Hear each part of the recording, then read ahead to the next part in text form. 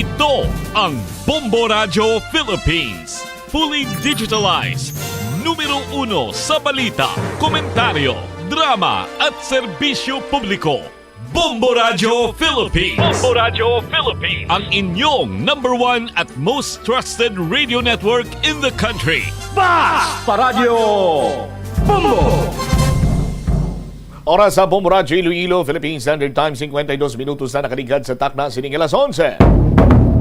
Welcome sa pagpangalagad sa Bombohanay sa Udto diri sa DYFM Bombo Radio Iloilo, ang flagship station sa the number 1 most trusted radio network kinakantang Bombo Radio Philippines. Adlaw kita karon sa Lunes, Abril 29, tuig 2024. Sa gihapon ini mo lagani mo ang Korman, Bombot Shama Blanco Hover.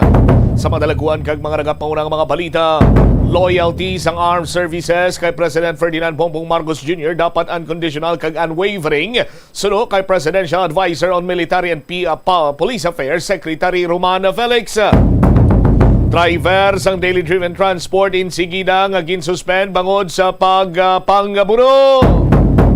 Sa iban pa nga mga talupang doon karon nga mga balita, Mayor Jerry Treñas wala sang plano nga kakason ang blinkers alkalde preparado nga magpapreso kung kinahanglan. Inisandig sa mando ni President Bongbong Marcos sa sining pagdumili sa paggagamit sa mga blinkers kag wangwang sa mga public officials. Samtang istoryan man naton latest karon sa National Basketball Association 2024 playoffs. Sa aton sining mga kabumbo pero pasensya gid sa mga fans dira sa Denver Nuggets. Why na dayon ang ila sining pag-sweep sa LA Lakers. Kung sa diin sa aton sining mga kabumboy plastar naton karon kay may mga panimad-on ding ang ginalantaw. Amo ning mga dalagkuan mga balita, issues kay impormasyon na may sentro karon sa aton sining pagpangalagad sa gihapon sa palatuntunan na Bombohanay sa Udto. Sa mga kabombo naton, panay lang kamo sa paghulog sa inyo sining mga entry sa aton sining iya week number 6 sa Buena Mano Salvo Year 18 na promo sang Bombo Radio kag Star FM.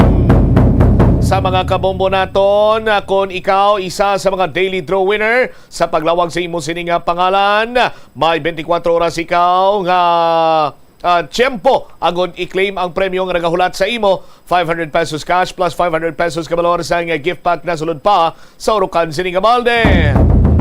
Sa mga kabombo naman naton na hindi matakos ang kalipay kag subong man kasadya sa pagbaton sa mga cash prizes sa nakaligad sining Sabado sa ginpanigan nga barangay draw sa may barangay Santo Niño Norte sa distrito sa Arevalo. Napulo ang nagadaog sa tag-1,000 ka pesos ka cash. Plus, may mga cash prizes man yung ginpanghatag sa mga winners sa aton siniya nga mga pahampang.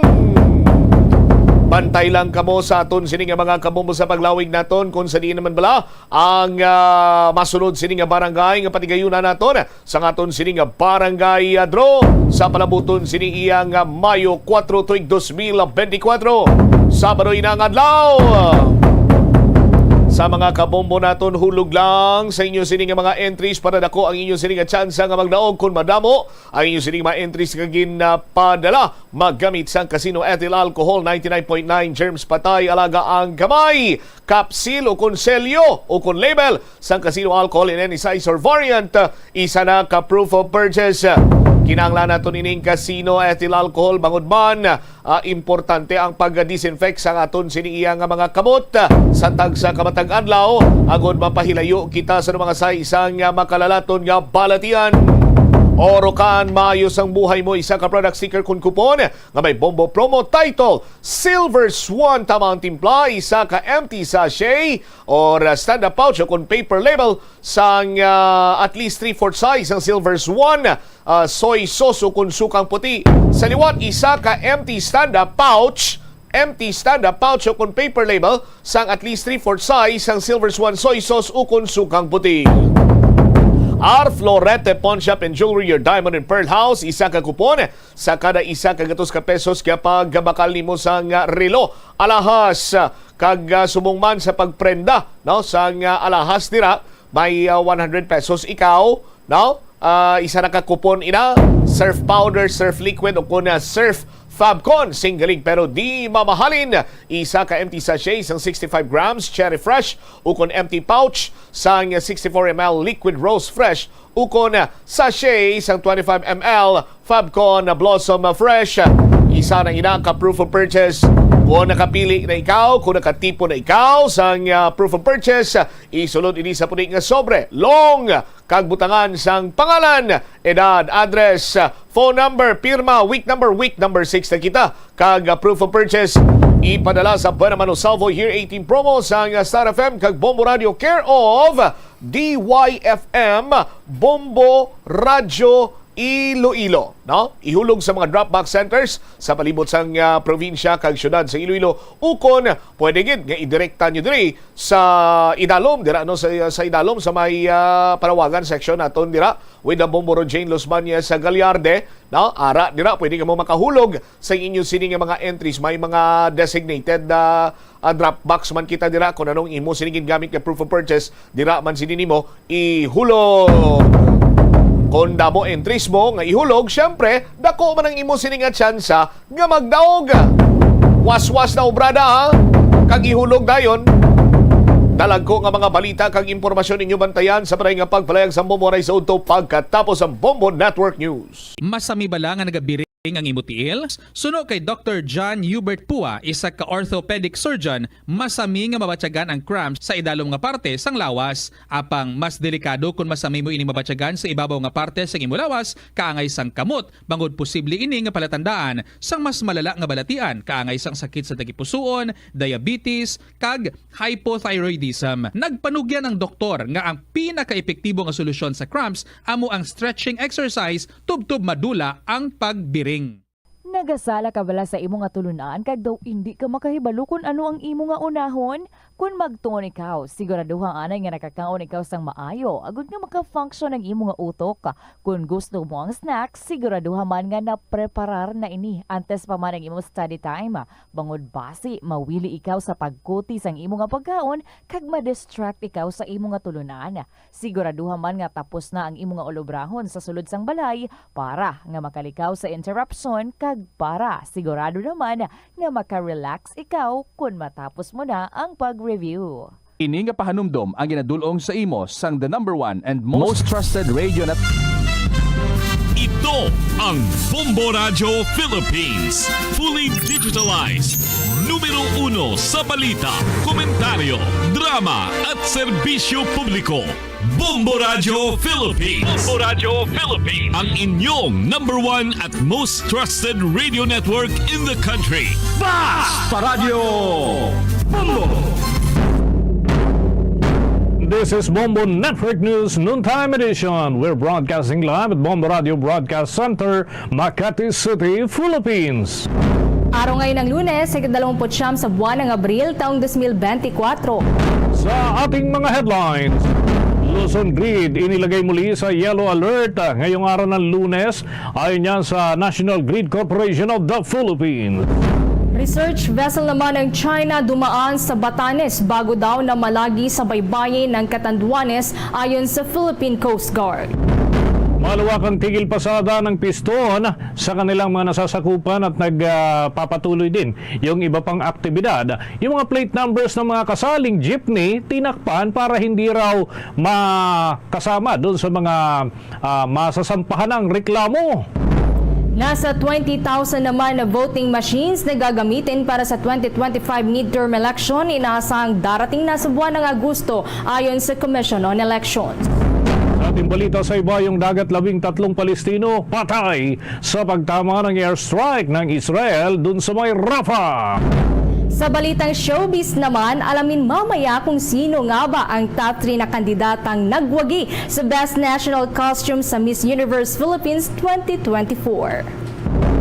Sa ating balitang palakasan sa NBA, Miles Turner at ang Pacers nakuha ang 3-1 series lead kontra naman sa katunggaling Bucks.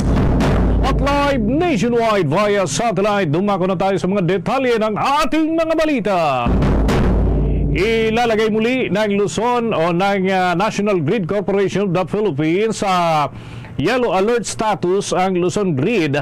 Yan ay ngayong araw ng Lunes. Ayon nga sa National Grid Corporation of the Philippines ay magkakaroon sila ng ilang adjustment dahil nga dito sa kanilang abiso ay alas 8 kaninang umaga sinabi ng National Grid Corporation na ilalagay ang Luzon Grid sa yellow alert level mula alas 3 ng hapon hanggang alas 5 ng hapon at mula naman ikawalo ng gabi hanggang alas 11 ng gabi. Mayroong kasalukuyang available capacity ang National Grid o National Grid Corporation of the Philippines, particular dito sa Luzon area na nasa 14,902 megawatts at inaasahang papalo naman ang peak demand sa 13,823 megawatts. Ayon pa sa National Grid Corporation of the Philippines, nasa 4 na planta ang nag-force outage mula ng nakalipas na taon, 4 sa pagitan ng Enero at Marso ng kasalukuyang taon at 13 naman mula noong Abril 20 o noong Abril sa unang bahagi, habang isa naman ang nasa rated capacity na at inaantabayanan kung anong performance nito. Bunsod nga niyan mga kabombo, mga ka-Star Nation, nasa 1,443.3 megawatts ang hindi available dun sa grid. Ang yellow alert ay ipinapairal kapag hindi sapat ang operating margin nito para matustusan ang kinakailangang contingency requirements ng transmission grid kung saan ay posible ang mga power outages sa ilang mga lugar. Sa mga karagdagan pang balita, naglayag pa raw ang research vessel ng China at dumaan sa may Itbayat at Basco, Batanes bago na malagi doon sa bisinidad ng baybayin ng Catanduanes. Ayon yan sa Philippine Coast Guard. Base na rin ito sa monitoring ng ahensya sa pamamagitan ng kanilang automatic identification system. Ayon kay Philippine Coast Guard spokesperson for the West Philippine Sea, Commodore J. Tariela, sa nakalap nilang impormasyon, umalis ang naturang Chinese research vessel mula sa Shenzhen Port noong Abril 13 at dumaan sa may Itbayat at Basco, Batanes noon namang Abril 22. Saka ito nagtungo sa katimugang bahagi sa loob ng 11 nautical miles ng baybayin ng Mapanas, Northern Samar noon namang Abril 25. Pagkatapos niyan ay muli itong naglayag pahilaga hanggang sa makarating sa katubigan ng Catanduanes kung saan na-monitor na ito ng Armed Forces of the Philippines. Nauna na ngang iniulat ng AFP na namataan ang naturang research vessel na Shenko sa maya bayan ng Viga sa Catanduanes noong araw ng Sabado. Nitong hapon naman ng Linggo, sinabi ni Commodore Tariela na mabagal na kumilos ang Shenko vessel na tinatayang nasa 78 nautical miles northeast yan ng bayan ng Mapanas sa Northern Samar. Ito na ang ikalawang pagkakataon na may namataang research vessel ng China sa silangang bahagi ng ating bansa, kung nasaan nga ang Benham Rice na mayaman sa mineral at natural gas deposits. Sa karagdagan pang balita, nagsimula ng ilarga kanina ng transport groups ang kanilang kilos protesta at transport strike. Partikular na umusad kanina yung pagkakaisa ng samahan ng Super at Operators Nationwide o mas kilala sa tawag na piston. Yan ay yung malawakang tigil pasada nila sa kanilang mga miyembro sa iba't ibang bahagi ng bansa ngayong araw. Idinaos ang nasabing transport strike simula kaninang alas 6 ng umaga dyan sa may area ng Baclaran sa Parañaque City, habang tinakpa naman ng naturang grupo ang mga plate numbers ng kanilang mga jeepney gamit ang packaging tape upang hindi umano ito makita at mai-record ng mga nakapaligid na mga otoridad. Kung matatandaan, dati na kasing nagbabala ang Land Transportation Franchising and Regulatory Board na posibleng suspindihin ang prangkisa ng mga jeepney na lalahok sa nasabing tigil pasada. Sa ngayon ay patuloy pa rin ang kilos protesta at pagtuligsa ng piston doon sa franchise consolidation dahil na rin sa nalalapit ng deadline nito na hanggang bukas na lamang ng Abril ng taong kasalukuyan. Samantala, buong puwersa namang nakabantay ang National Capital Region Police Office upang masiguro ang kaligtasan ng publiko habang nakahanda din ang mga ito na mag-alok ng libreng sakay kung sakasakali nakakailanganin ng mga pasahero sa iba't ibang sulok ng Metro Manila. Kaugnay pa riyan, kumuha naman tayo ng karagdagang pag-uulat. Ang Manibela ay tinuturing na irresponsable daw ang pahayag ng Land Transportation Franchising and Regulatory Board at ng Land Transportation Office hinggil sa tila nakakalitong direktiba sa panguhuli ng mga jeep pagkatapos ng itinakdang consolidation deadline. Kaugnay niyan, may kabuang pag-uulat si Bombo Joanna Martinez. Itinuturing ni Malayang Alyansa ng Bus, Employees at Laborers Chairman Marble Buena na irresponsable ang pahayag na ibinaba ng Land Transportation Franchising and Regulatory Board at Land Transportation Office hinggil sa panguhuli ng mga jeepney pagkatapos ng nakatakdang consolidation deadline nito. Ang nasabing deadline ay kaugnay pa rin sa Public Utility Vehicle Modernization Program ng gobyerno kung saan nakatakda ng matapos bukas, ika-30 ng Abril ng taong kasalukuyan. Ayon kay Balbuena, tila nakalilito ang kanilang pahayag at kinakailangan na magkasundo sila upang hindi ito makagawa ng anumang kalituhan sa mga jeepney operator at jeepney driver. Ang sabi ng LTFRB, wala munang hulihan pagdating ng Mayo hanggang 20 araw. Hindi ko alam kung nagkakasundo sila ng LTO at ang iba pang ahensya ng gobyerno ng mga traffic enforcers o ng law enforcement agency. Alin po ba talaga ang totoo dito? Manghuhuli o hindi manghuhuli?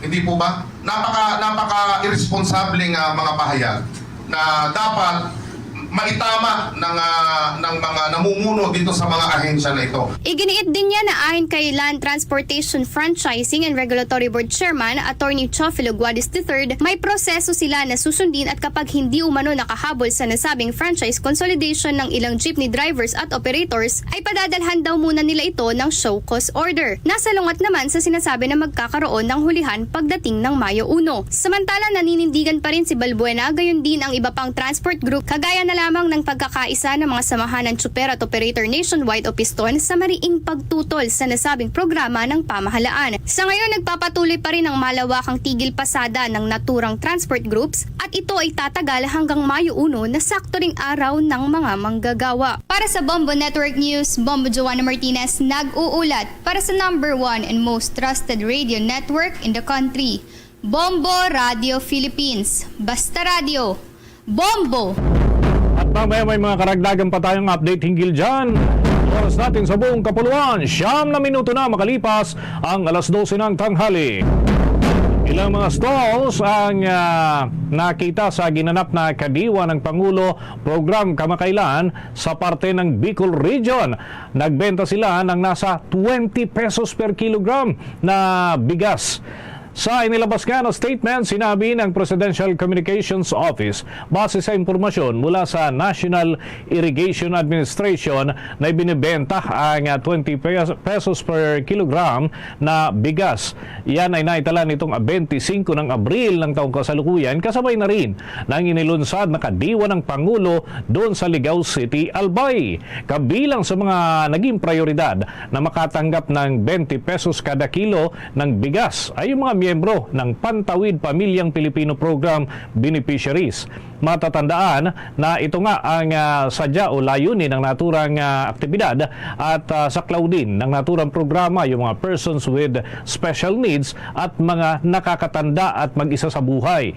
Habang ang mga regular buyers naman ay nakabili din ng murang bigas na nagkakahalaga naman ng 35 pesos per kilo. Maliban nga sa bigas, ibinibenta din sa abot kayang presyo ang sari-saring mga gulay, prutas, delicacies at iba't ibang farm products. Ang hakbang na ito mga kabombo, mga ka-Star Nation ay nagsisilbing paraan ng Irrigators Association para naman masuklian ang biyaya ng kanilang natatanggap mula sa pamahalaan para sa paghihikaos ng kanilang buhay ngayon ay natutugunan dahil naman naibibenta nila ang kanilang mga produkto sa mga binubuksang kadiwa ng Pangulo stores. Bombo International News.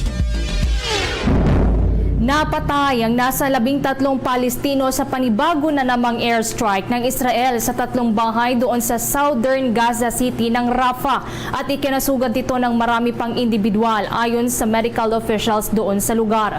Sa Northern Gaza Strip naman ng Rafah ay tinamaan ng airstrike ng Israel ang 2 pang bahay na ikinasawi at ikinasugat ng ilang mga individual. Ang pag-ataking ito sa Rafah kung saan mahigit 1 milyong katao ang lumikas doon, bunsod ng mahigit 6 na buwan ng pambobomba ng Israel doon sa Gaza na kanilang pinanggalingan, ay ilang oras lamang bago nga ang inaasahang pag-host ng Egypt sa mga leader ng Islamist group na Hamas para talakayin ang mga panukala para sa ceasefire agreement sa Israel.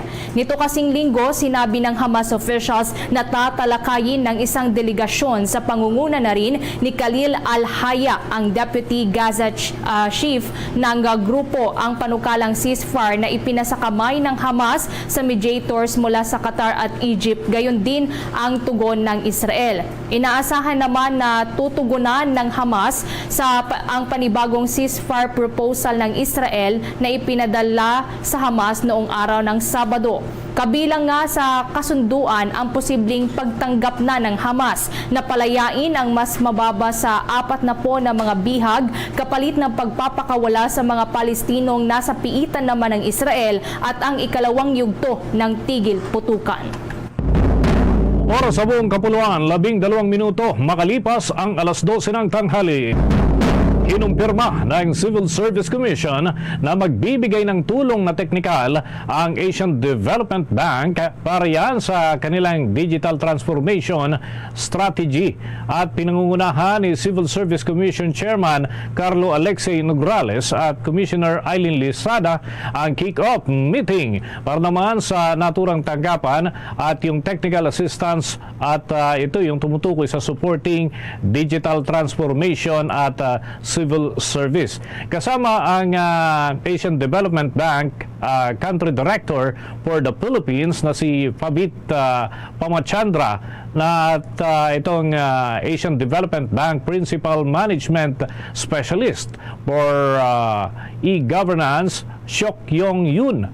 Sinabi ni Nograles ang partnership ng Asian Development Bank at Civil Service Commission ay malaking tulong sa pagsusulong ng digital agenda ng Commission at ibinabahagi ng Country Director na si Ramachandra na ang technical na suporta para naman sa Information Technology Research and Advisory Services ay para isulong ang digital maturity ng Civil Service Commission na katakdang maihatid ng grupo na nakakasaklaw dito na kinakatawa naman ng Project Management Specialist na si Debachandra Bhattacharya at yan yung mga technology expert at consulting leader, particular itong si Lee Carlo Abadia at Global Leader for People Consulting Shander Bakshi.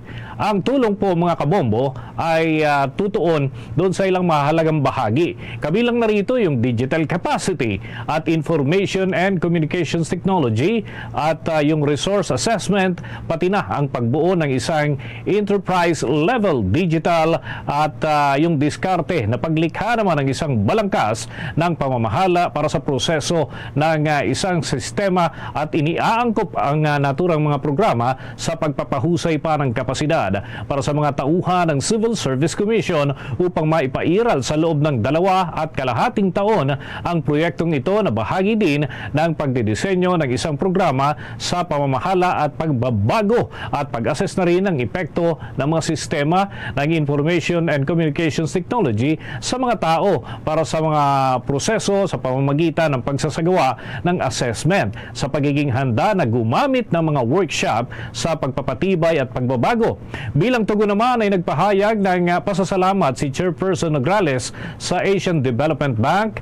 at yung partikular panlupon na katuwang nila para sa kanilang tulong na teknikal sa tanggapan ng Civil Service Commission. Samantala, kumuha tayo ng pag-uulat mula dyan sa Senado. Ang gobyerno pinaghahanda na ng senador ng mga hakbang para daw sa pagpasok ng La Nina phenomenon naman dito sa ating bansa. Kaugnay niyan, may nagkalapang report si Bombo JC Galvez. Pinaghahanda na ni Senador Chis Escudero ang gobyerno na mahakbang para sa pagpasok ng La Nina phenomenon sa bansa at upang maprotektahan na rin ang mga vulnerable communities at posibleng banta nito.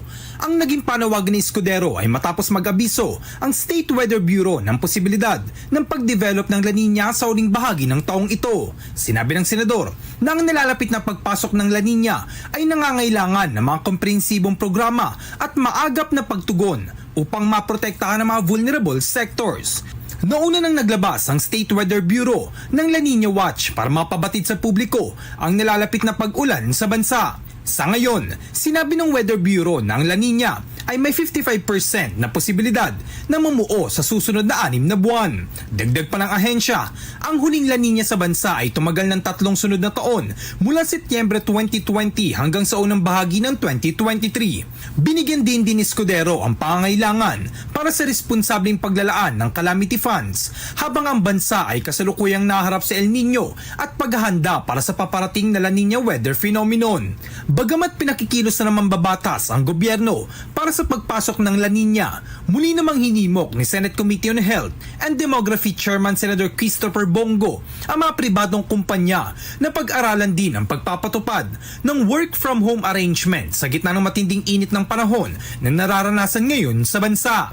Ikinatwiran ni Go na ikinasa at umubra naman ang work from home arrangements noong kasagsagan ng COVID-19 pandemic kahit maaaring ikonsidera ito sa mga pampubliko at pribadong manggagawa ngayong tumataas ang heat index. Bukod sa work from home setup, hinikayat din ng senador ang mga ahensya ng gobyerno na magpatupad ng heat breaks upang maprotektahan ang mga empleyado sa matinding init. Ito naman po sa sobrang init ng panahon ngayon, no? At ang ipinapayo ko po sa ating mga kababayan at kung kailangan niyo po, kung sino man po yung magkasakit ng heat stroke, lahat ng Pilipino ay membro po ng PhilHealth. Pag na-hospitalize ka, in-increase na po to 8,450 ang existing package na tulong mula sa PhilHealth po.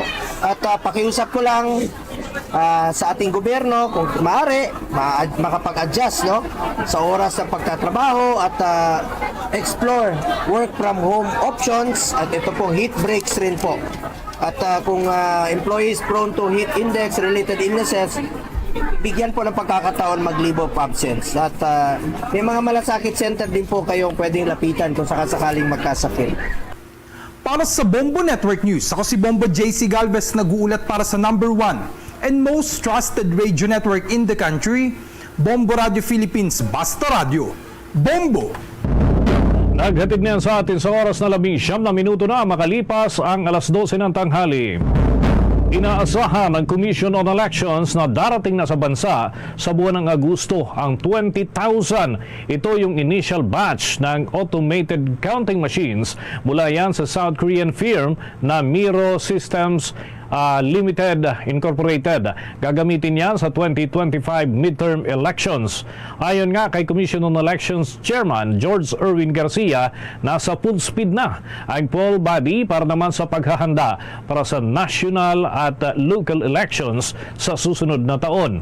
Umaasa din ang poll body na bago mag-Disyembre ay makukumpleto na ang paghahatid ng 110,000 na automated voting machine na sisimulan ng Miro Systems na i-produce at yan ay kinakailangan sa lalong madaling panahon. Papalitan ng mga bagong makina ang 97,000 vote counting machines na binili mula sa Smartmatic na ginamit nung nakalipas na 3 halalan dito sa ating bansa. Ipinaliwanag ni Chairman Garcia na dapat masunod ang timeline para naman sa paghahanda sa 2025 midterm elections dahil 2 halalan ang gaganapin sa susunod na taon. 5 buwan ang pagkatapos kasi ng May 12, 2025 national and local elections, magsasagawa din ng poll body ng barangay at sangguniang kabataan elections sa buwan naman ng Disyembre ng taong 2025. Samantala, sinimulan ng talakayin ng Kamara ang planong pag-amyenda sa Republic Act 11203 o ang Rice Tarification Law. Ayon kay House Committee on Agriculture and Food Chair Mark Inverga, batid naman ng lahat ang magandang layunin ng batas para tulungan ang mga magsasaka. Ngunit naku-question pa rin ito dahil sa supply at presyuhan ng bigas. Inihayag din ni Agriculture Secretary Francisco Tio Laurel Jr. na suportado nito ang panawagang pag-amyenda sa batas. Batay naman sa rekomendasyon ng Department of Agriculture na inilahad ni Undersecretary for Rice Industry Development Christopher Morales, iminungkahi na i-modify ang import regulation ng may exemption sa aligyan sa Republic Act 8800 at ang paglalabas din ng sanitary and phytosanitary import clearances, lalo na sa panahon yan ng anihan. Pagpapalakas sa regulatory function ng Bureau of Plant Industry, gayon din ay bigyan ng kapangyarihan ng kalihim ng Department of Agriculture at ng ATI na mag-import ng bigas batay sa espesipikong kondisyon para masiguro ang sapat na buffer stock. Pagdating naman yan sa Rice Competitiveness Enhancement Fund, isinusulong naman ng Department of Agriculture na mapalawig ito ng hanggang taong 2030. Mungkahi rin ng ahensya na gawin ng 55% ang pondo na ilalaan sa makinarya. Pananatilihin naman sa 30% ang seed development habang ang training at extension services ay ibababa na sa 5%. At gayon din 5% para sa soil health improvement. Ang sasobra naman sa 10 billion pesos na makukolekta daw na taripa ay ilalaan sa iba pang programa kagaya na lamang ng financial assistance at the crop diversification, water impounding at watershed rehabilitation. Ayon kay Morales, sa nakalipas na 5 taon na pagpapatupad ng Rice Tarification Law, umabot na sa 27,500 na units ng machinery at equipment ang naipamahagi, kasama dyan ang post-harvest facilities para sa mga magsasaka. Nasa 4.6 billion pesos naman na loan para sa 65,000 na benepisyaryo sa ilalim na Expanded Rice Credit Assistance Program at 20.1 billion pesos na cash assistance sa ilalim naman yan ng rice program pa ng pamahalaan. Bombo Sports News. Dito muna tayo sa NBA.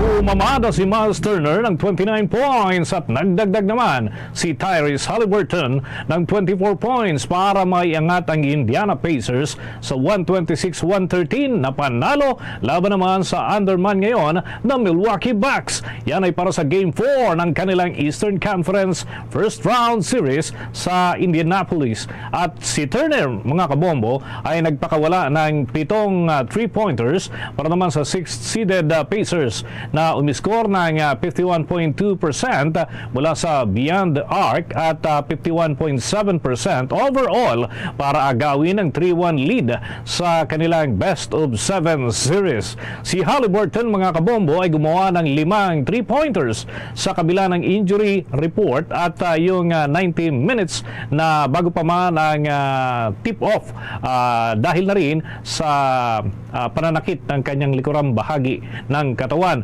Naghihiganti kasi ito at yan ay napakasakit yung nalasap nilang 1-4-12 na pagganap mula po yan dun sa Beyond the Arc. 1-1, 118 overtime na panalo ng Indiana sa Game 3 noong araw po ng Biyernes. Nagdala ito si Brook Lopez ng Milwaukee Bucks ng 27 points at 9 na rebounds at nagdagdag naman si Chris Middleton ng 25 at 10 nagdagdag itong si Malik Beasley ng 20 points para naman sa third seeded Bucks na short-handed dahil maagang ejection ang sinapit kay Bobby Portis.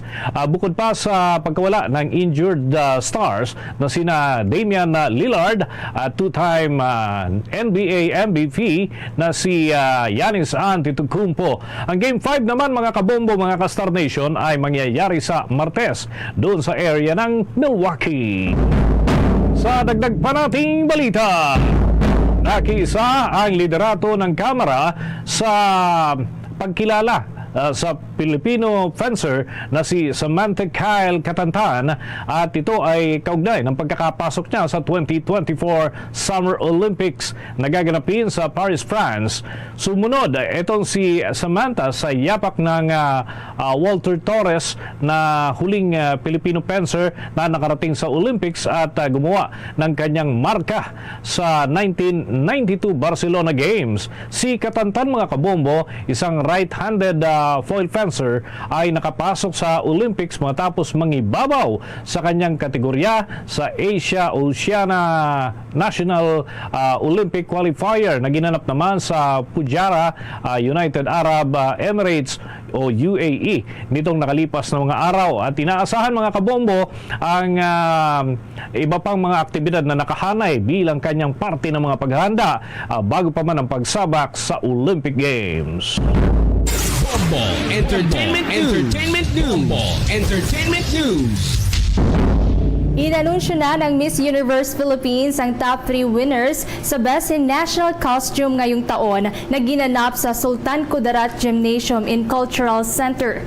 Mula sa 53 kandidatang nagpasiklaban sa National Costume Competition, mas nangibabaw ang malikhaing national costume ni Tamara Osier ng Tacloban, Alexi Brooks ng Iloilo at Jet Hammond ng Southern California. Ang national costume nga ng Miss Universe Philippines ngayong taon ay may temang hango sa Philippine Flora and Fauna, kung saan ipinamalas ng mga kandidata ang kamangamanghang talento ng mga Pilipino pagdating sa disenyo at pagkamalikhain. Ang national costume nga ni Miss Tacloban ay dinisenyo ni Charlotte Rodriguez na inspire ng Sun Goddess na may kombinasyong monitor lizard ng Tacloban na tinatawag na halo ng locals. Ipinamalas naman ni Miss Iloilo ang spider-inspired national costume nito na base naman sa ugto-ugto na isang salitang Ilonggo para sa orb weave spider na gawa ni Tata Blas Pinuela. Habang inirampa naman ni Miss Southern California ang national costume na inspired sa Tubata Harif na dinesenyo naman ni Iran Montoya. Ang bawat nagwaging kandidata naman ay makakatanggap ng 100,000 piso na cash. Pinasalamatan naman ng Miss Universe Philippines Organization ang lahat ng delegates at ang provincial government ng Sultan Kudarat sa pamumuno ni Governor Datu Pax Manguda Datu para sa naturang memorable event. Nakatakda namang ganapin ang Miss Universe Philippines 2024 Coronation Night sa Mayo 22 sa isang mall dyan sa Pasay. Ipapasa naman ni reigning Miss Universe Philippines Michelle D ang corona sa kanyang successor na kakatawa naman sa Pilipinas sa Miss Universe stage na gaganapin yan sa Mexico. Balik tayo sa iba pa nating mga malalaking balita. Maring pinabulaanan at tinawag pa na fake news ng Philippine National Police Integrity Monitoring and Enforcement Group ang insidente ng umano'y pamamaril ng kanilang miyembro laban din sa kapwa-pulis. Ito'y makaraang kumalat nga sa internet ang impormasyon hinggil sa naturang pangyayari na nagsanhi upang magkaroon ng kalituhan doon sa naturang pangyayari at nakumpiska yung mga cellphone ng mga tauhan ng naturang hanay habang sila ay nagpapatrolya. Sa isang pahayag, mga kabombo, ay binigyang diin ng Philippine National Police IMEG Director Police Brigadier General Warren De Leon na walang katotohanan ang naturang mga ulat at ang mga ito anya ay pawang fake news lamang. Kasabay nito ay patuloy na hinihikayat ngayon ng mga opisyal ng pambansang pulisya ang taong bayan na palaging maging mapanuri at huwag basta-basta maniniwala doon sa mga lumalabas na impormasyon, lalo na kung ito'y nababalitaan lamang sa pamamagitan ng social media at walang basihan. Kalinsabay niyan ay ang kanilang panawagan na agad na idulog sa kanilang tanggapan ang mga ganitong uri ng maling impormasyon upang agad na maaksyonan. Habang nagbabala naman ang pambansang pulisya na haharap doon sa mga kukulang mga kaparusahan ang sino mang mga mapapatunayan na nagpapakalat ng mga impormasyon na sumisira sa integridad at imahe ng kanilang hanay. Nag-deploy na ang mobility assets ng Philippine National Police sa iba't ibang bahagi ng ating bansa bilang pagtugon naman yan sa posibleng maging epekto ng panibagong yugto ng tigil pasada ng grupong Manibela at ng Piston ngayong araw yan, Abril 29. Layunin nito na alalayan ng mga pasaherong pangunahing maapektuhan ng naturang kilos protesta ng mga tsuper at operator ng public utility jeepney sa pamamagitan ng pag-aalok ng libreng sakay kung kinakailangan. Samantala, kasabay nito ay tiniyak din ng kapulisan na mahigpit silang magpapatupad ng maximum tolerance sa mga individual na makikiisa sa naturang tigil pasada at maging sa mga programang kanilang inihanda. Bahagi rin ito ng pagbibigay galang at respeto daw ng pambansang pulisya sa karapatan at kalayaan ng bawat isa na magpahayag ng kani-kanilang sariling mga saloobin. Gayunpaman ay nagbabala pa rin ang Philippine National Police na magpapatupad ito ng kaukulang mga hakbang sa oras na magkaroon ng paglabag ang mga rallyista sa kasagsagan ng kanilang pagpuprotesta tulad na lamang ng kamakailan lamang na paghambala o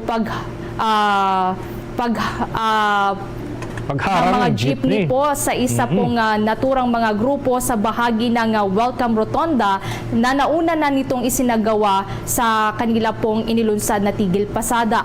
Samantala, bukod nga sa Philippine National Police ay makakatulong din ito ang iba pang mga ahensya ng pamahalaan tulad ng Land Transportation Franchising and Regulatory Board at Metropolitan Manila Development Authority. Gayon din ang iba pang mga lokal na pamahalaan para sa pagbibigay ng libreng sakay para sa mga maapektuhan na pasahero ng natura pong libreng sakay. Sa karagdagan pa nating balita, inigting pa ng Manila Police Office at ng lokal na pamahalaan na rin ng lungsod ng Maynila yung kanilang paghihigpit. Yan ay ukol naman sa mga planong kilos protesta na nais ganapin dyan sa lungsod ng Maynila ng ilang grupo ng mga transportasyon at iba pang mga cause-oriented groups. Maliban kasi dun sa transport strike, gusto sanang mag-camping o magkaroon ng paghihimpilan. Itong mga grupo ng Piston dyan sa may area ng Minjola, particular doon sa may Minjola Bridge. Ayon kay Manila Traffic and Parking Bureau Chief Operations Wilson Chan, kanilang tututukan at babantayan ng kanilang mga katuwang dyan sa Manila Police District ang Minjola area para hindi makagawa ng anumang aktibidad ang nasabing grupo. Maliban nga sa area ng Minjola, babantayan din ang sitwasyon ng mga biyahe ng jeepney sa Santa Mesa at maging sa Pedro Hill area at El Ginto, pati na ang iba pang mga lugar dyan upang matiyak na tuloy-tuloy ang pamamasada ng mga ito upang may masakyan ang mga tao, lalo na yung mga nagtatrabaho patungo sa iba't ibang direksyon ng naturang lungsod. Bantay sarado naman ng Manila Police District ang mga boundary ng lungsod kung saan ay naka-deploy ang libreng sakay sa pangunguna ng Manila Disaster Risk Reduction and Management Office. Payo tuloy ng mga otoridad, huwag na lamang magpumilit yung mga transport group sa kanilang syudad upang maiwasan ang pagkakaroon ng mas malaking problema kagaya ng pagbigat ng daloy ng trapiko at pagkakaroon ng mga mas stranded na mga pasahero kung mangyayari nga itong mga panghaharang at ihahambalang na naman yung mga jeepney upang isabutahe yung mga bumabiyahe na mga sasakyan, lalo na yung mga jeepney na hindi nakikiisa dyan sa naturang tigil pasada.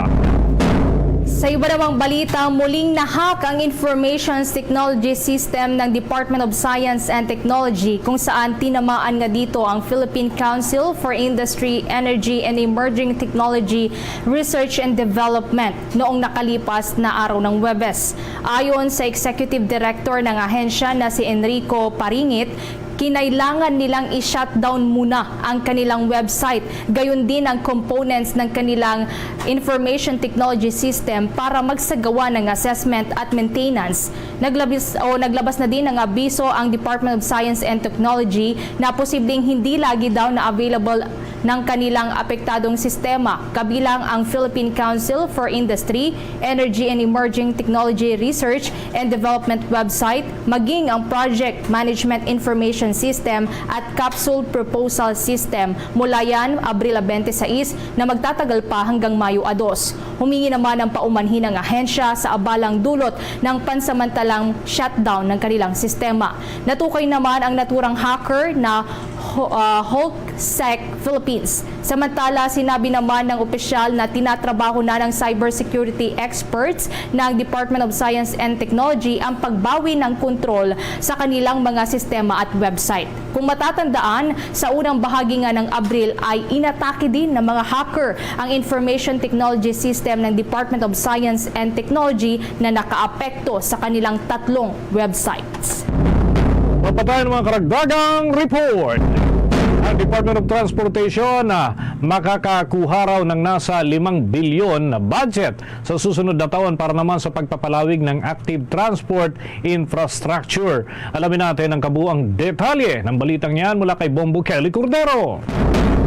Pinangunahan ni Department of Transportation Secretary Jaime Bautista ang inauguration ng active transport infrastructure sa San Fernando, Pampanga. Sa ilalim nito ay ang implementasyon ng kabuuang 37.50 kilometrong bike lanes sa naturang lugar. Ayon kay Bautista, binibigyang prioridad ng Department of Transportation ang mga recipients ng active transport infrastructure dahil ang naturang programa umano ay hindi lamang matutulungan ng publiko pagdating sa transportasyon, kundi layunin din na maibsan ang trapiko. Nananawagan ang kalihim sa mga law enforcers, Land Transportation Office at sa mga kapulisan na sana ay magamit ng tama ang mga bike lanes para ma-justify umano ang malaking gastos ng gobyerno. We were able to get a budget of 5 billion pesos para ipagpatuloy yung active transport projects ng DOTR. No? And marami pa po tayong programa na i-implement. No? Isa po nga itong 37-kilometer bike lane ng San Fernando. Samantala, sa ibang balita naman, maghahandog ang Light Rail Transit Authority ng libreng sakay sa LRT2 para sa mga manggagawa sa darating na May 1. Ito ay bilang pakikiisa sa pagdiriwang ng Araw ng Paggawa o Labor Day sa Miyerkules. Magsisimula ang libreng sakay alas 7 ng umaga hanggang alas 9 ng umaga. Sa hapon naman, magsisimula ito ng alas 5 hanggang alas 7 ng gabi. Ipakita lamang umano ang company ID o government-issued ID para maka-avail ng libreng sakay. Ang libreng sakay ay tugon sa hiling ng Department of Labor and Employment para kilalanin ang sakripisyo at malaking kontribusyon ng mga manggagawang Pilipino sa pagpapaunlad ng ating ekonomiya para sa isang bagong Pilipinas. Para sa Bombo Network News, Bombo Kelly Cordero nag-uulat para sa number 1 and most trusted radio network in the country, Bombo Radio Philippines. Basta Radio, Bombo! Samantala, 2 araw bago ang Labor Day, muling ibinuhay ng grupo ng mga manggagawa ang kanilang panawagan para sa taas sahod at hinimok ang pamahalaan na itaas sa 50,000 ang entry-level salary ng mga guro. Iginiit ng Alliance of Concerned Teachers na hindi kaya ng pamahalaan na maibigay ang kanilang hirit na 50,000 pesos para sa entry-level salary para sa mga guro at 33,000 pesos naman ng national minimum wage para sa lahat ng mga manggagawa. Ayon kay ACT Chairman Vladimir Cueta na nakita nila sa unang bahagi ng kasalukuyang taon kung paano ginugol ang bilyong-bilyong public funds para daw madaliin ang panukalang charter change at paigtingin ang military exercise sa US sa halip na ibigay ang hinihingi nila para sa patas at disenteng sahod at paglalaan ng sapat na pondo para sa edukasyon at basic social services. Sa kasalukuyan kasi kumukonsulta na ang Department of Education sa World Bank para naman sa policy guide para imungkahi ang karagdagang salary increase para po yan sa mga guro sa susunod na salary standardization na law proposal para yan sa Kongreso. Oras natin sa buong kapuluan mga kabombo, mga ka-Star Nation, 20 minuto bago sumapit ang 1:00 ng hapon. Iginiit ni Surigao del Norte 2nd District Congresswoman o Congressman Ace Barbers na hindi sinupobia at hindi rin naman racism ang pakay ng Kamara de Representantes doon sa isasagawang investigasyon kaugnay ng pagdami ng mga Chinese students dito sa ating bansa. Ayon kay Barbers, walang dapat na ipag-alala ang mga Filipino-Chinese community sa Pilipinas sa isasagawang investigasyon ng Kamara dahil patuloy na bukas ang Pilipinas sa mga dayuhan na legal ang pagpunta dito sa ating bansa. Ang pahayag ni Barbers ay kaugnay na rin ng sinabi ng civil leader na si Teresita Angsi na tinawag na xenophobia at racism ang napaulat na pag-iimbestiga pa ng Kamara sa pagdami ng mga Chinese students sa mga lugar kung saan ay merong Enhanced Defense Cooperation Agreement sites na hindi naman si Barbers na dapat na bantayan mismo ng Chinese community ang kanilang mga kasamahan dahil ilan sa mga ito ay sangkot sa mga illegal na gawain. Maging si Department of Interior and Local Government Secretary Benhar Abalos Jr. ay sinang-ayunan si Congressman Barbers at sinabi na lahat ng mga dayuhan ay malugod na tatanggapin sa Pilipinas hanggat lehitimo ang kanilang layunin ng pananatili sa ating bansa. Kailangan din niya na malaman ang eksaktong bilang ng mga Chinese national na naka-enroll sa Cagayan at magkaiba yung data ng iba't ibang ahensya kaya nagkakaroon umano ng kalituhan, bagay na kinakailangan malinawan kaya sila nagpapatawag ngayon ng pagdinig dyan sa mababang kapulungan ng Kongreso. Sa mga karagdagan pang balita, hinimok ng nagtipon-tipon na mahigit 1,000 rallyista doon sa Moraita, Maynila nitong linggo ang publiko na magkaisa sa pagpapakita ng suporta sa mga inisyatibo ni Pangulong Ferdinand Marcos Jr. sa usapin sa West Philippine Sea. Ayon sa grupong Alyansa Bantay Kapayapaan at Demokrasya, ang pagkakaisa ng mga tao at pamahalaan ang siyang susi para matuldukan ang pangaharas, pananakot at pambubuli ng China Coast Guard sa mga barko ng Pilipinas at maging sa mga mangingisdang Pilipino na naroon sa West Philippine Sea at Exclusive Economic Zone ng ating bansa. Kabilang din sa mga grupong nakiisa nga sa naturang panawagan ang mga rallyista mula sa lalawigan ng Bulacan, Pampanga, Zambales, Laguna at Cavite. Sa idinaos ding programa ng nasabing mga grupo, nagpresenta sila ng maikling pagsasadula at pagtatanghal na nagpapakita ng effigies ng China Coast Guard ni dating Pangulong Rodrigo Duterte at Chinese President Xi Jinping, kung saan itinataboy ang China Coast Guard sa mapayapang paraan sa kabila pa ng pangaharas ng mga ito sa mga Pilipinong sundalo at mangingisda sa loob ng ating teritoryo at Exclusive Economic Zone. Nagtapos naman ang programa sa pamamagitan niya ng pagsisindi ng kandila para ipagdasal ang kapayapaan sa buong mundo at muling hilingin ang pagkakaisa para depensahan at ipaglaban ang mandato ng Marcos administration laban sa anumang mga banta ng pagkabuwag at destabilisasyon. Oras natin mga kabombo, mga ka-Star Nation, 17 minuto bago sumapit ang alauna ng hapon. Mararanasan pa ang hindi pangkaraniwan na napakainit ng temperatura sa Pilipinas hanggang yan sa kalagitnaan ng buwan ng Mayo. Ayon nga sa Department of Science and Technology, partikular na sa kanilang opisyal na siglay sa Escolar, lahat ng lugar sa ating bansa ay inaasahan na makakaranas pa rin ng mas mainit na temperatura kumpara sa karaniwan hanggang sa ikalawang linggo ng buwan ng Mayo. Mayroon din anyang posibilidad na lumagpas pa sa temperatura ngayon ang maitatala sa ilang lugar dito sa ating bansa, kasunod na rin ng record high na 53 degrees Celsius dyan sa may area ng Zambales. At maging dito sa National Capital Region ay nagkaroon din ng napakataas na temperatura sa mga nakalipas na linggo.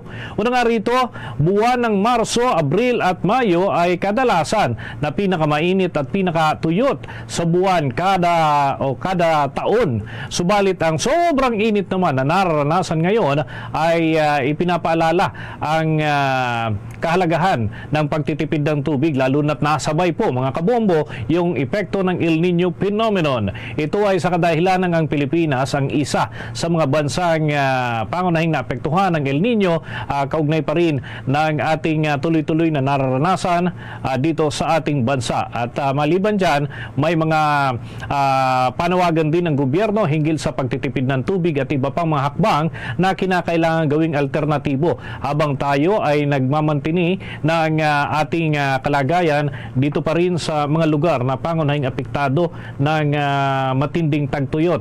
At bunsod nga niyan mga kabombo, mga Kastar Nation, ay inaasahan ang mga karagdagang tulong mula sa pamahalaan at yan ay may kinalaman pa rin sa tumitinding laganap na epekto ng El Nino phenomenon.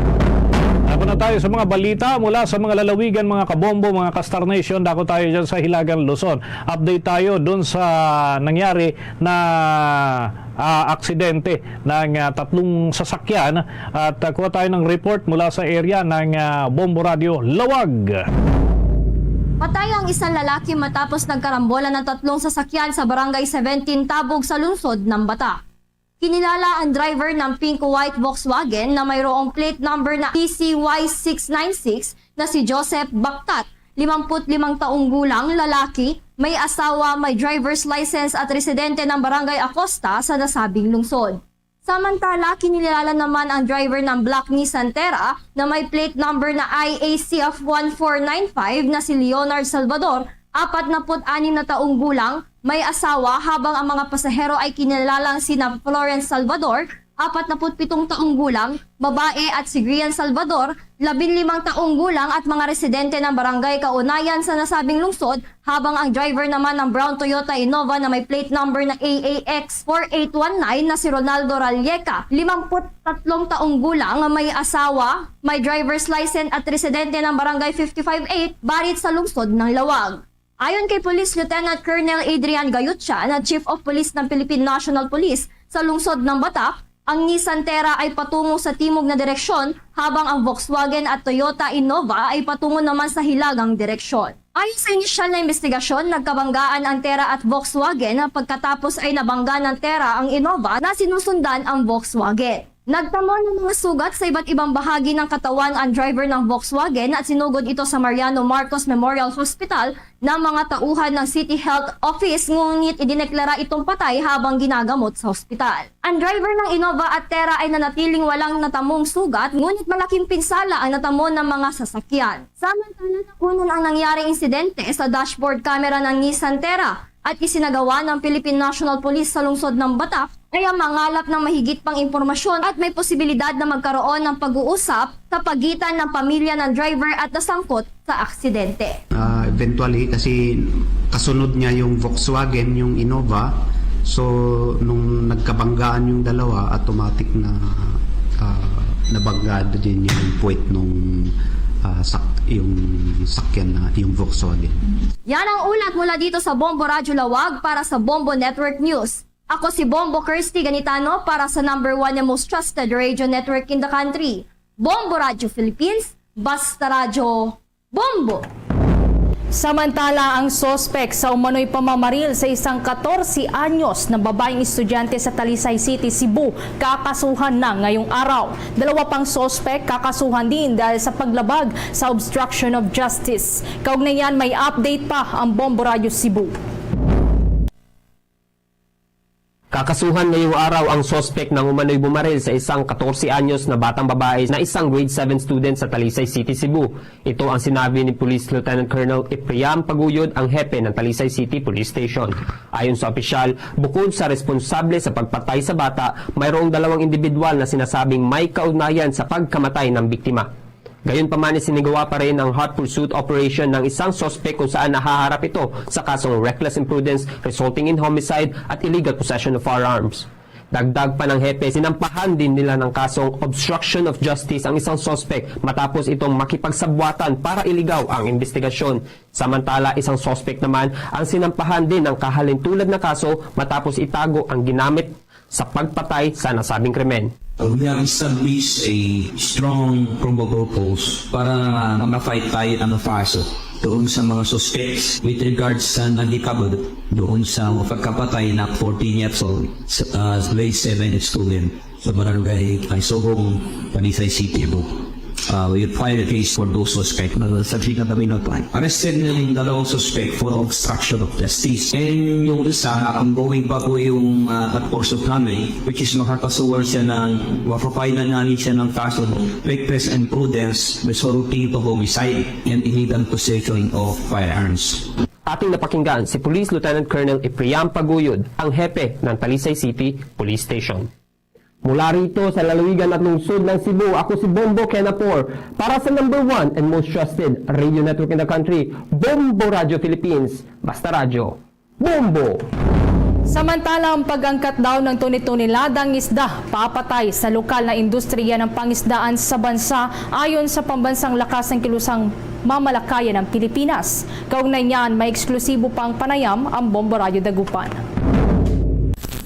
Hindi na kailangang mag-import ng mga isda dahil napakalawak at napakayaman ng pangisdaan sa bansa. Ito ang naging pahayag ni Fernando Hicap, ang chairman ng Pambansang Lakas ng Kilusang Mamamalakayan ng Pilipinas sa panayam sa kanya ng Bombo Radio Dagupan kaugnay sa pagpayag ng Department of Agriculture na pag-aangkat ng 25,000 metrikong tonelada ng isda. Giit niya na wala sa panahon ang pag-issue ng permit at walang batayan sa gagawing pag-angkat ng isda. Anya, kapag may kakulangan sa supply ng isda ay hindi sagot ang importasyon dahil pinapatay nito ang lokal na industriya at ang kawawa ay ang mga maliliit na mangingisda na binabarat ang huli dahil sa pagsasamantala ng mga traders. Mariin din niyang pinabulaanan na magiging matatag umano ang presyo ng isda sa merkado kapag may import. Taliwas ito sa nangyayari dahil mas tumataas pa ang presyo ng isda sa merkado dahil ang nangyayari ay ang mga traders ang nagtatakda ng presyo. Nauna rito ay pinayagan ng Department of Agriculture na pag-aangkat ng 25,000 metrikong toneladang isda upang matiyak umano na sapat ang supply ng isda sa mga palengke bago ang closed fishing season na magsisimula sa Oktubre 1 hanggang Disyembre 31 taong kasalukuyan. Kaya kung meron man dapat panagutin, no, dito sa pagsasamantala kapag tumataas yung presyo ng isda sa ating merkado, sa ating mga consumer, ay yung mga traders at kapabayaan, no, ng estado at maling polisiya sa pagtitiyak na abot kaya at maging sustainable yung ating supply na dapat inaasahan natin yon sa pamamagitan ng lokal na produksyon, hindi importation. Para sa Bombo Network News mula rito sa Bombo Radio Dagupan, Bombo Oliver na kumus nag-uulat para sa number 1 and most trusted radio network in the country, Bombo Radio Philippines. Basta Radyo, Bombo! Sa karagdagan pa nating balita, ilang area of development ang binigyang prioridad ng Department of Tourism para naman sa pagpapalakas ng Philippine tourism industry dito sa Asia. Alamin natin ang kabuang ulat na kalap ng Bombo Radio Cagayan de Oro. Puspusan ngayon ang pagsisikap ng Department of Tourism o DOT na magkaroon ng mga kasagutan ng kinarap na nationwide development challenges ng bansa. Patungkol ito sa inangad na pamahalaan na mabigyang solusyon ang tukoy na priority areas of development upang makuha ang impresibong kalagayan ng pambansang turismo. Pag-amin ito ni DOT Secretary Maria Esperanza Cristina Frasco na kailangang masagot ang mga hamon sa likod ng aspetong infrastruktura, connectivity, digitalization at pagpatibay ng tourism governance para makuha ang inaasam na pangunguna sa larangan ng turismo ng Pilipinas sa rehiyon ng Asia. Sinabi ng kalihim na kaya suportado ng Pangulong Ferdinand Marcos Jr. ang NASA National Tourism Development Plan ay dahil tukoy ng ahensya kung saan dapat pagtuunan ng pagpapahalaga. Aniya, kailangang magkaisang national at local government units upang walang maiiwan pagdating sa usaping turismo. We must address the developmental challenges of Philippine tourism if we are to truly expect it to thrive. Infrastructure, connectivity, digitalization, the enhancement of the tourism experience, pinaka-importante a strengthened tourism governance, which is precisely why we have mounted the Mindanao Tourism Expo to provide opportunities for our destinations in this region and as well to open the eyes of the Philippines to the beauty of Mindanao. Mula Bombo Radyo Cagayan de Oro, Bombo Junil Ukat, para sa number 1 at most trusted radio network in the country, Bombo Radio Philippines. Basta Radyo, Bombo! Bombo International News. Ang bilyonaryong drug lord na most wanted daw sa Interpol at itinuturong may plano na patayin ang prinsesa sa The Netherlands, aksidenteng napalaya sa kulungan doon sa Espanya. Kaugnay niyan, may pag-uulat pa ang Bombo Radio Iloilo. Patuloy pa na pinaghahanap ang isang bilyonaryong Dutch drug lord na si Karim Bouyakrichan matapos itong nakalabas sa kulungan sa Espanya dahil pinayagang makapiyansa. Isang bureaucratic mix-up ang nangyari kung saan aksidente itong na-release dahil nalito ang mga opisyal sa extradition request ng Dutch authorities. Ayon kay Bombo Edsel Amparero Lopez, international correspondent sa Espanya, unang inaprubahan ng National Court ng Spain ang extradition request. Ngunit binasura ito ng Provincial Court sa Malaga na siyang may jurisdiction sa area kung saan naaresto ang drug lord. Umapela naman ang Dutch authorities kung saan iginiit ang status ng drug lord bilang isa sa most wanted criminal sa Interpol na may malaking papel sa drug conflict sa Belgium, the Netherlands, Spain at Morocco. Tinanggap ng National Court ang apela, ngunit may isang importanteng detention order na hindi umano na review ng maigi kung saan maaring maging malaya si Bouyakrichan habang wala pa ang extradition. Sa preliminary hearing sa kanyang kasong money laundering sa Malaga, nagdesisyon naman ang presiding judge na i-release si Bouyakrichan kung makapiyansa, ngunit hindi na ito nakita pa pagkatapos na naibigay ang piyansa. Ang naturang 46 anyos na lider ng Mocro Mafia na isa sa pinakamalaking cocaine trafficking cartel sa Europa ay pinaghahanap ng Interpol sa loob na ng 5 taon. Siya rin ang itinuturong utak sa plano sanang ikidnap at patayin si Princess Amalia na siyang tagapagmana ng trono sa The Netherlands. Bigla na lang wala si Karim dito. Kasi nga pinayagan siya ng mga husgado dito na magpiyansa ng 550,000 euros. Pagkatapos niyan, last April 1, yung pinaka-last niya na report na dapat sana ay mag-report siya dito every 15 days. Pero yung last report niya is April 1 at after that, bigla na lang siya nawala. May mga haka-haka na yung si Karim na ito ay nandoon na sa Marruecos. Si Bombo Edsel Amparero Lopez, international correspondent sa Espanya. Para sa Bombo Network News mula sa Bombo Radio Iloilo, ako si Bombo G. Sapadios para sa number 1 and most trusted radio network in the country, Bombo Radio Philippines. Basta Radio, Bombo! Para naman sa tuloy-tuloy na pagsubaybay sa mga programa ng Bombo Radio Philippines, matutunghayan sa pamamagitan ng Facebook Live ang mga programa ng ating mga himpilan. Diyan sa bahagi ng Mindanao para sa mga Cebuano speaking, nariyan ang mga programa ng Bombo Radio Davao, Bombo Radio Cagayan de Oro. Nariyan din ang mga programa ng Bombo Radio Butuan at Bombo Radio Jansan. Habang sa mga Ilonggo speaking naman diyan sa Mindanao, mayroong mga live programs matutunghayan, maantabayanan sa Facebook Live ng Bombo Radio Coronadal. Mga kabombo Castor Nation, sa gitna po ng nararanasang mainit na panahon dito sa ating bansa, samahan niyo po kaming manalangin ng Orasyo Imperata for rain due to the dry spell caused by El Nino. Most gracious and most merciful God, Creator, Source and Giver of all things, most powerful in heaven and on earth, we give you honor and glory. We thank you for our home, the earth, for our light, the sun, moon, and stars, for our solace, our family and friends, our community, our neighbors. United as your children, we come to you pleading, shower us with rain, provide us with water that we need. Father, your children are begging to survive. Hear us, we deserve to live. Prolonged drought is depriving us of the fruits of our toil. Low water supply means hunger and thirst for most of us. El Nino continues to threaten our relationship with one another. O Lord, this is a very hostile phenomenon that we beg for you to end.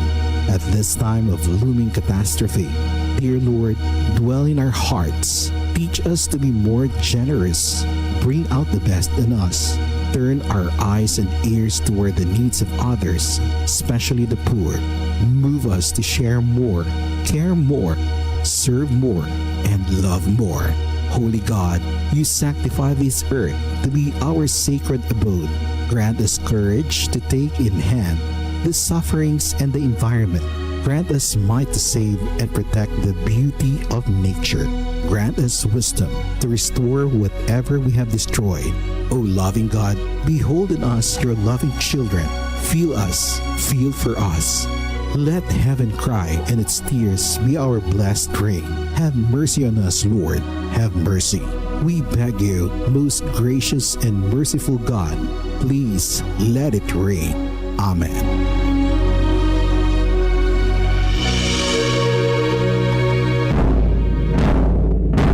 Luzon, Visayas at Mindanao, yan ang kalipunan ng ating mga balita para sa pantanghaling edisyon ng Bombo Network News. Mula sa Bombo News Center para sa number 1 and most trusted radio network in the country, Bombo Radio Philippines. Basta Radio, Bombo! Pangalagad sa Bombo Hanay sa udto sa DYFM, Bombo Radio Iloilo, imbukada sa aton sining pagpangalagad, may winner kita. Buena Mano Salvo Year 18 ng Bombo Radio at Star FM. Narito na ang isang nanalo ng 500 pesos in cash at gift pack ngayong araw. Ginaw yata na kung sa sinimatinion ang second daily draw winner sa Buena Mano Salvo Year 18 promo week number 5. Iya sining proof of purchase Orocan, 64 anyos, taga Libong Kugon, Saraga, Iloilo. Congratulations, Rosini Villanueva. Rosini Villanueva, ilaway ikaw ni Bombo Cham. 1 minuto nakaligad sa takna sining alauna. By 24 oras ikaw sa pag-claim sa imo sining premyo nga naghulat na diri sa imo. 500 pesos ka cash plus 500 pesos ka balor sa gift pack na sulod pa sa Orocan nga Balde sa liwat. Congratulations, Rosini Villanueva. Sang Libong Kugon, Saraga, Iloilo. Orocan ang proof of purchase. 2 minutos na nakaligad sa takna sining alauna. Loyalty sang armed services kay President Ferdinand Marcos Jr. dapat unconditional kag unwavering. Sulod pa sa kay Presidential Advisor on Military and Police Affairs, Secretary Roman Felix. Ini kasunod man sang pila ka mga nagluwa sini karon nga mga issue. Now, sa aton sini karon niya mga kabombo, hilabi na partikularmente sa bahin karon ni former House Speaker Pantaleon Alvarez. Sa itong nagparawagan siya ngay withdraw ang suporta sa kay President Bongbong Marcos. Check taon dugang sini nga mga balita kang impormasyon. Kaupo naman sa kay Bombo Hana Joy Andasahan sa report. Please come in. Bombo Cham ginhatagan diet sang emphasis ni Presidential Advisor on Military and Police Affairs Secretary Roman Felix ang direktiba nga paghatagan sang Armed Forces ng Pilipinas sang unwavering kad unconditional loyalty kay Presidente Ferdinand Marcos nga amo man ang nagaserbe bilang ilang nga Commander-in-Chief. Ini matapos naghatag ini sang speech sa mga Armed Forces kag bilang guest of honor and speaker sa natabo nga flag ceremony subong nga aga sa Police Regional Office 6. Sa iya speech, gindayaw gid niya kag ginpasalamatan man ang nang nahatagan sang award ng mga PNP personnel kag amo man ang iban pa nga katapo sang Philippine Army. Sa presensya man ni Major General Marion Sison, ang commander sang 3rd Infantry Division kag Brigadier General Michael Samson, ang commander man sang 301st Infantry Division na Bombo Chama. Sa iya diri nga speech nga rinaghatag man ini nga hatagan gid sang loyalty ang ining Presidente Ferdinand Marcos sa bangod man nga siya ang nagaserbe nga Commander-in-Chief ng Dilanili kag naghatag pa gani ini sang quote nga if you work for a man in heaven's name, work for him, speak well of him, and stand by the institution that he represents. And remember, an ounce of loyalty is worth a pound of cleverness. Amo na kadamo sang mga quotes nga ginhatag ginagina si Secretary Roman Felix nga ang pag-highlight diri nga hatagan sa nga nagakaigo man nga loyalty diri kay Presidente Bongbong Marcos sa ilang pagserbisyo bilang katapo man sang Armed Forces of the Philippines. Kag iyaman nga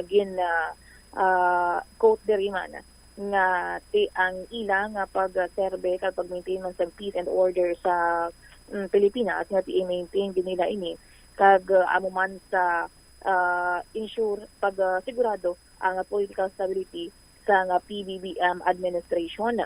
Kag naghambal pa ganini nga let us defend the duly constituted authority sa tanan nga tinion na Bongbong Chama. Kag ang ila pagdiri nga ang iyang PNP's motto of service, honor and justice nga amo gid ina ang pagdumon sa tanan nga makatapos ang Armed Forces of the Philippines nga ang ginatawag nga pagsalig kung trust is earned and respect is given and loyalty is demonstrated. Amo gid ang mga quote kay nga nagatatak sa mga kaisipan man sa Philippine National Police kag amo man sa may Philippine Army nga nagtambong sa among flag ceremony kay gihalin mismo sa presidential advisor sa Military and Police Affairs na si Secretary Roman Felix. Yari wala kay pamatian nato na ang pahayag niya. Now let me go to the gist of my message, which I have delivered on several occasions already. However, I deem it appropriate to deliver it over and over again, just to overemphasize to each and every one of you that the loyalty of the armed services to our President and Commander-in-Chief, His Excellency Ferdinand Marcos Jr., must be unconditional and unwavering at all times. Please allow me to read the pledge of loyalty written by Albert Hubert to make you realize and internalize the true meaning and essence of loyalty. Quote, if you work for a man in heaven's name, work for him, speak well of him, and stand by the institution that he represents. Remember, an ounce of loyalty is worth a pound of cleverness. If you must grow, condemn, and eternally find fault, why resign your position? And when you're outside, come to your heart's content.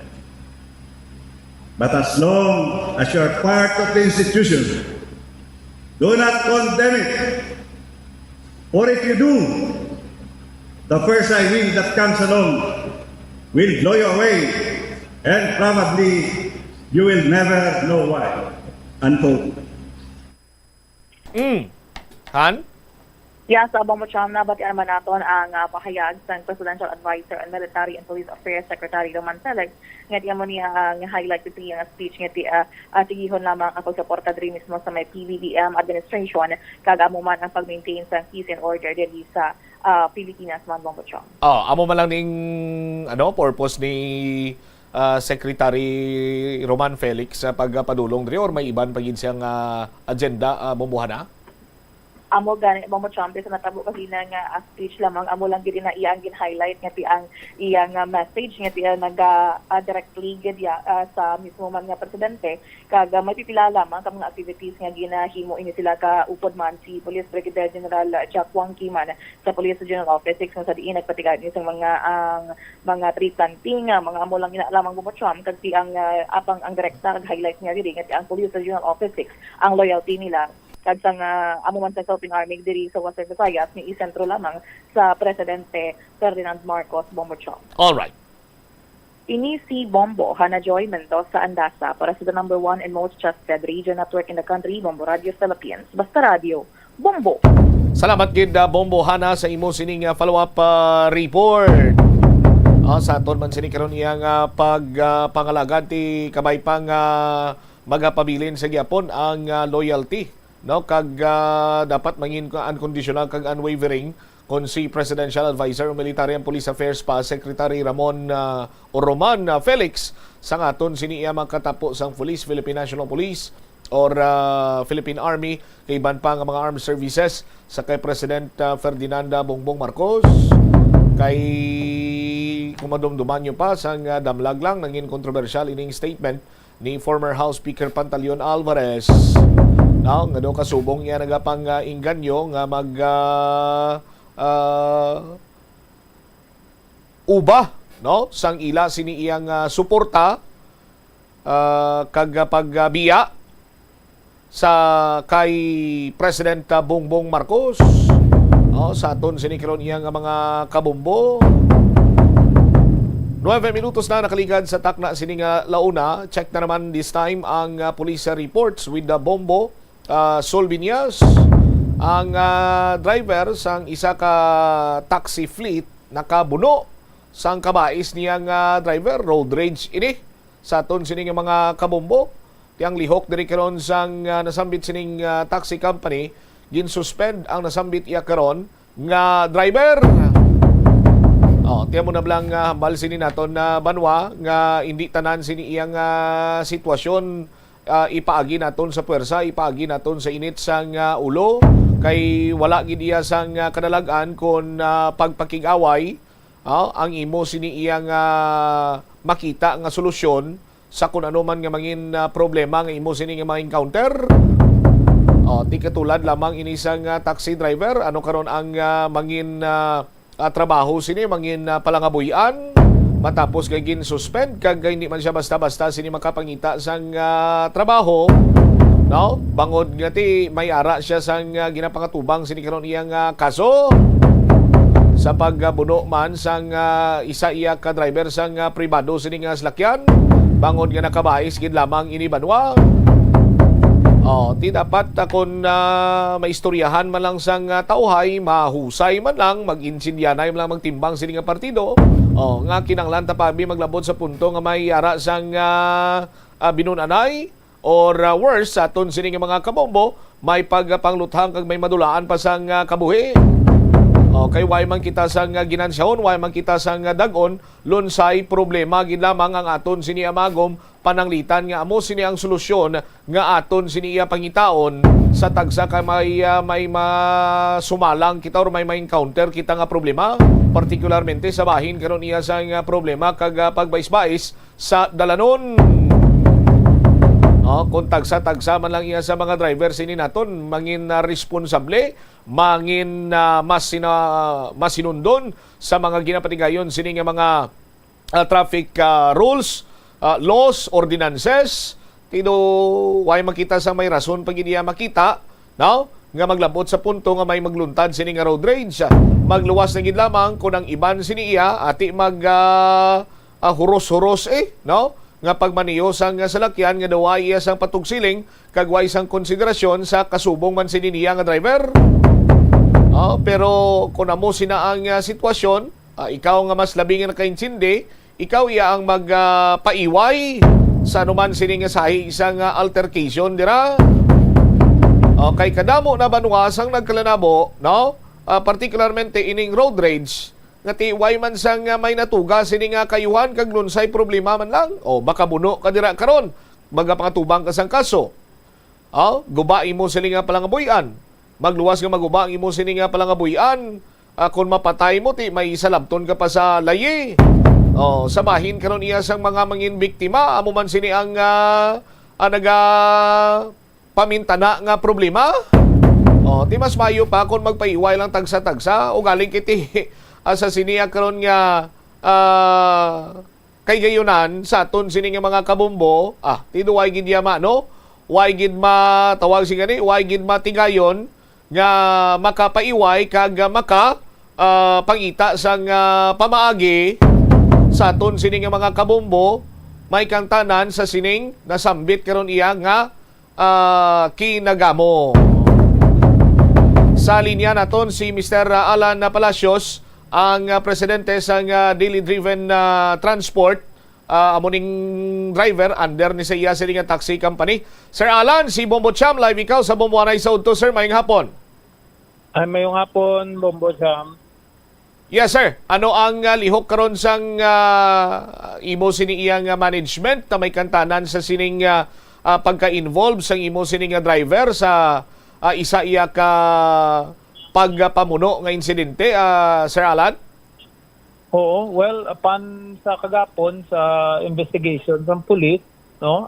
As of now, ongoing man gyapon ang ila investigation kung ano gid man ang nahitabo.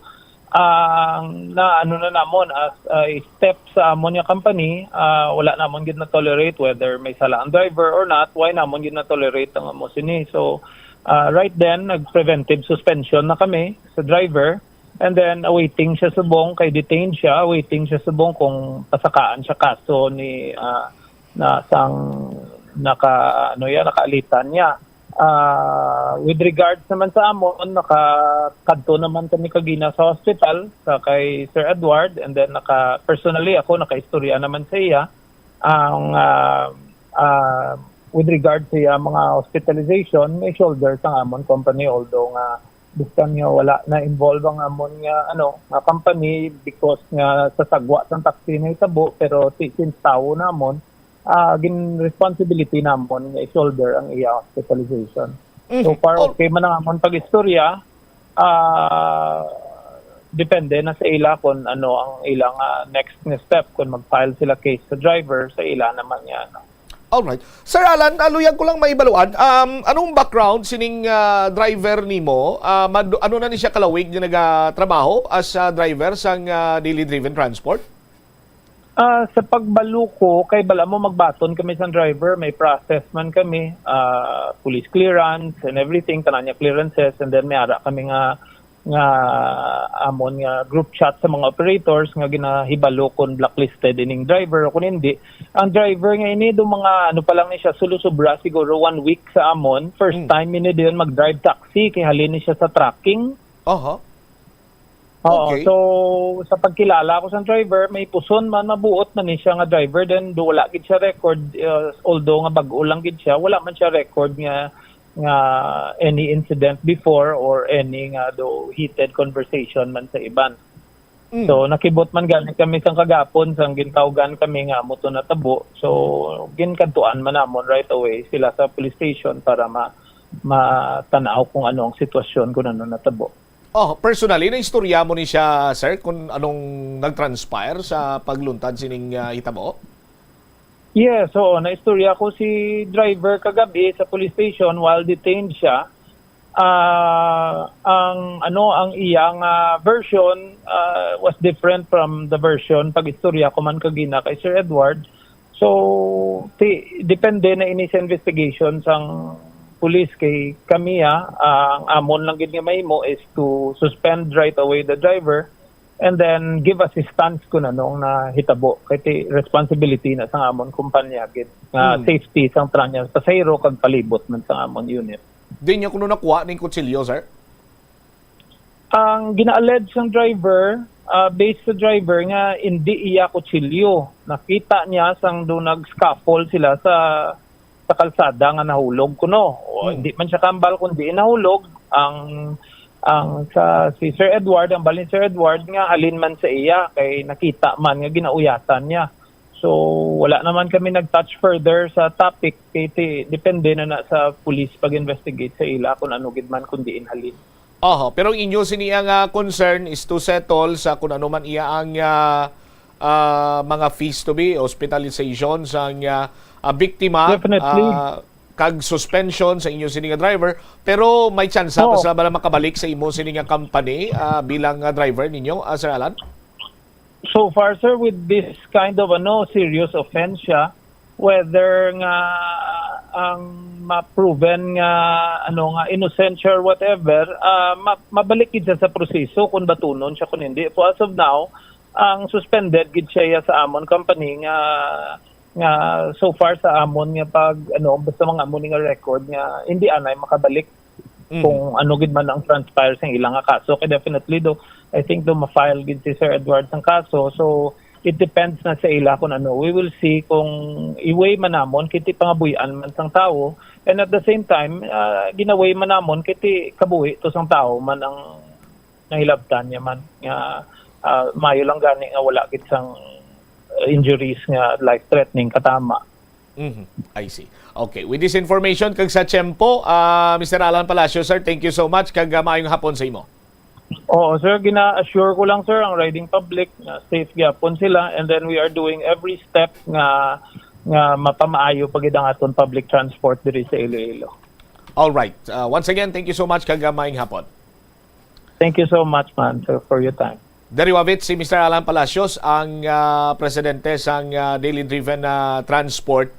May kantanan sa hatag yaman diri sang statement sa sining pagka-involve sa iya sining driver, no? Sa isa iya ka stabbing incident nga nagaluntad kagapon sining adlaw, no? Sa aton man sini karon iya nga mga kabombo. Ti ang hambal ni Sir Alan nga suspend ang driver kaga sabto nila ang mga hospital bills, no, ni isang biktima sa aton sini karon iya matag palamati kag ginpasiguro man ni Mr. Palacios nga safe sa gyapon ang mga pasahero nga magasakay sa iya sini sa or sa ila sini nga taxi company. 20 minutos na nakaligad sa takna sining launa adri sa pagpangalagad sa bombo na isauto balik naton na banwa dugang ang mga balita kag impormasyon sa bombo na isauto NBA 2024 playoffs. Una diri nga na clean sweep gid iya ang Phoenix Suns sa Minnesota Timberwolves. Sa aton sining mga taga palamati ang Wolves ginpangunahan sang bataon 22 anyos pa lang si Anthony Edwards, no? Ara man dira si Rudy Gobert kag iban pagid sini nga mga kopdana niya way gid mahimo si Devin Booker kag si Kevin Durant kag si Bradley Beal. Kag iban pa nga mga balita karon sa NBA playoffs, balik-balikan naton ang sweep sang ang pag-sweep sang Denver Nuggets sa Los Angeles Lakers kansilado. Balikan tayo ni matapos ang bilang ka-importante ng mga panumnumoras. The Farmer's Bazaar, your traditional public market with the touch of Plazuela Dos, ang isa ka lugar nga gintukod sa tion kag sa kasagsagan sa COVID-19 pandemic nga may tinutuyo nga maghatag sa imo sang safe marketing experience. Subong nga ang COVID-19 hindi na gid man dako nga pamahog kag nagapakadto na kita sa next normal. Rest assured nga ang Farmer's Bazaar will further evolve agud nga magpadayon sa paghatag sa inyo sing satisfying marketing experience. The Farmer's Bazaar sa lower level tara na pahamtang ang fish, poultry kag meat section para naman sa inyo mga kinahanglanon nga prutas, utan kag iban pa, magbisita sa upper level pinaagi sa paggamit sa hagdanan o kon sa pagkadto direkta sa parking lot. The Farmer's Bazaar, your traditional public market with the touch of Plazuela Dos. Plazuela de Iloilo Billboard of Activities for April 28 to May 4, 2024. Ang Mayo 3 amo ang first Friday of the month. Ini ang ika-12 nga promesa ni Jesus nga ginhambal pinaagi kay Sister Margaret Mary Alacoque para sa tanan nga mga devotees sang Sacred Heart of Jesus. I promise you, in the excessive mercy of my heart, ngang akon all-powerful love ay igahatag sa tanan nga magabaton sang Holy Communion sa first Fridays. Sa some consecutive months, ang grasya sang final perseverance. They shall not die in my disgrace, nor without receiving the sacraments. Ang akong divine heart, among ilamangin safe refuge in this last moment. In line with this, ginaagdang tanan nga mag-attend sang First Friday Mass to honor the Sacred Heart of Jesus sa Latolda sa Mayo 3, magasugod alas 5:30 sa hapon. Ang Bini Band is set to rock your evenings sa 2 ka oras kag 30 minutos nga rock presentation sa concert at the Plaza, kicking off at 6 p.m. sa Mayo 4, Sabado. Sa tion sa musical show, napuno ka mga matahom nga Plazuela de Iloilo Special Edition mugs kag madamo pa nga iban ang igaparafol sa mga suki sa ang Plazuela de Iloilo. Sa Mayo 5, Domingo, imbitadong tanan nga mangin kabahin sang Eucharistic celebration nga pagkahiwaton sa Latolda sa mga adlaw alas 11 sang aga. Sa tion sa misa, ipangamuyo naton sa Ginoo nga taga niya kita sang grasya nga aton maintindihan nga ang mga setbacks sa kabuhi are meant to strengthen our faith, not to weaken it. Plazuela de Iloilo, we remain to be one with you in a common hope for a better community and a progressive country in 2024. Nagabulig sa paglikaw sa nanuhay tuay nga balatian ang simple nga pagkaon sang citrus fruits kaangay sang pomelo nga puno sang powerful immune boosting antioxidant. Ang pomelo ang puno man sang lycopene, isa ka anti-inflammatory, anti-aging antioxidant nga nagapanami isang supat. Ang duga naman sang panit kag dahon sang pomelo ang natukiban nga makapatay sang cancer cells kag nagapalikaw sa paglapta sini sandig sa test tube studies. Kaunta sang La Paz Batchoy. Ang Iloilo ang kilala bilang home of La Paz Batchoy. Mahimo kagid nga maglibot sa Iloilo, mag-food trip, kag ikaw mismo ang maghusgar kung ano ka namit ang La Paz Batchoy. Pwede mo gid ma-enjoy ang La Paz Batchoy nga may pandesal kag puto. Butang iman sang gamay nga paminta kag patis ang sabaw. I-mix sang maayo. Kag enjoy. Kung kulang pa kag wala pa nabusog, pwede gid nga magpadugang sang sabaw. Sa kasakuon sa mga ginikanan subong, tumalagsahon na lang kamo nagaupod bisan magkaon. Apang bisan anuman kuntani nga kasakuon sang miyembro sang pamilya, hatagi gid sang oras nga kamo makaupdanay sa kalanan o kon makalagaw kun wala sang trabaho. Kung nagaplano sa aktibidad agod nga maka-enjoy upod ang imong nga pamilya, tandaan nga ang focus nyo amo ang pag-spend sang inyo oras nga updanay kag wala dapat sang iban nga mga bagay nga ginapaminsar kaangay sang trabaho o kon homework. Pila ng imo edad? May savings ka na bala? Ang iban sa ato nagakabudlayan magkinot o kung mag-save sang kwarta. Apang paano bala iniumpisahan? I-separate ang wants kag needs. Pamangkuton ang kaugalingon kung bala kinahanglanon gid ang imo nga baklon. Kung ginakulang ka na sang kwarta, hindi ini dapat pagastuhon sa butang nga hindi man lang importante. Kung hindi ka gid makakinot, mas maayo nga buhinan mong imo expenses. Mag-set sang goal. Umpisahi ang pagpanumdum kung para sa diin o kung para sa ano ikaw nagakinot. Paano ba lang makalikaw sa aksidente sa dalan? Yari mga tips nga dapat tandaan sa tion nga nagamaneho. Una, likawan ang masaming nga pagsaylo sang linya.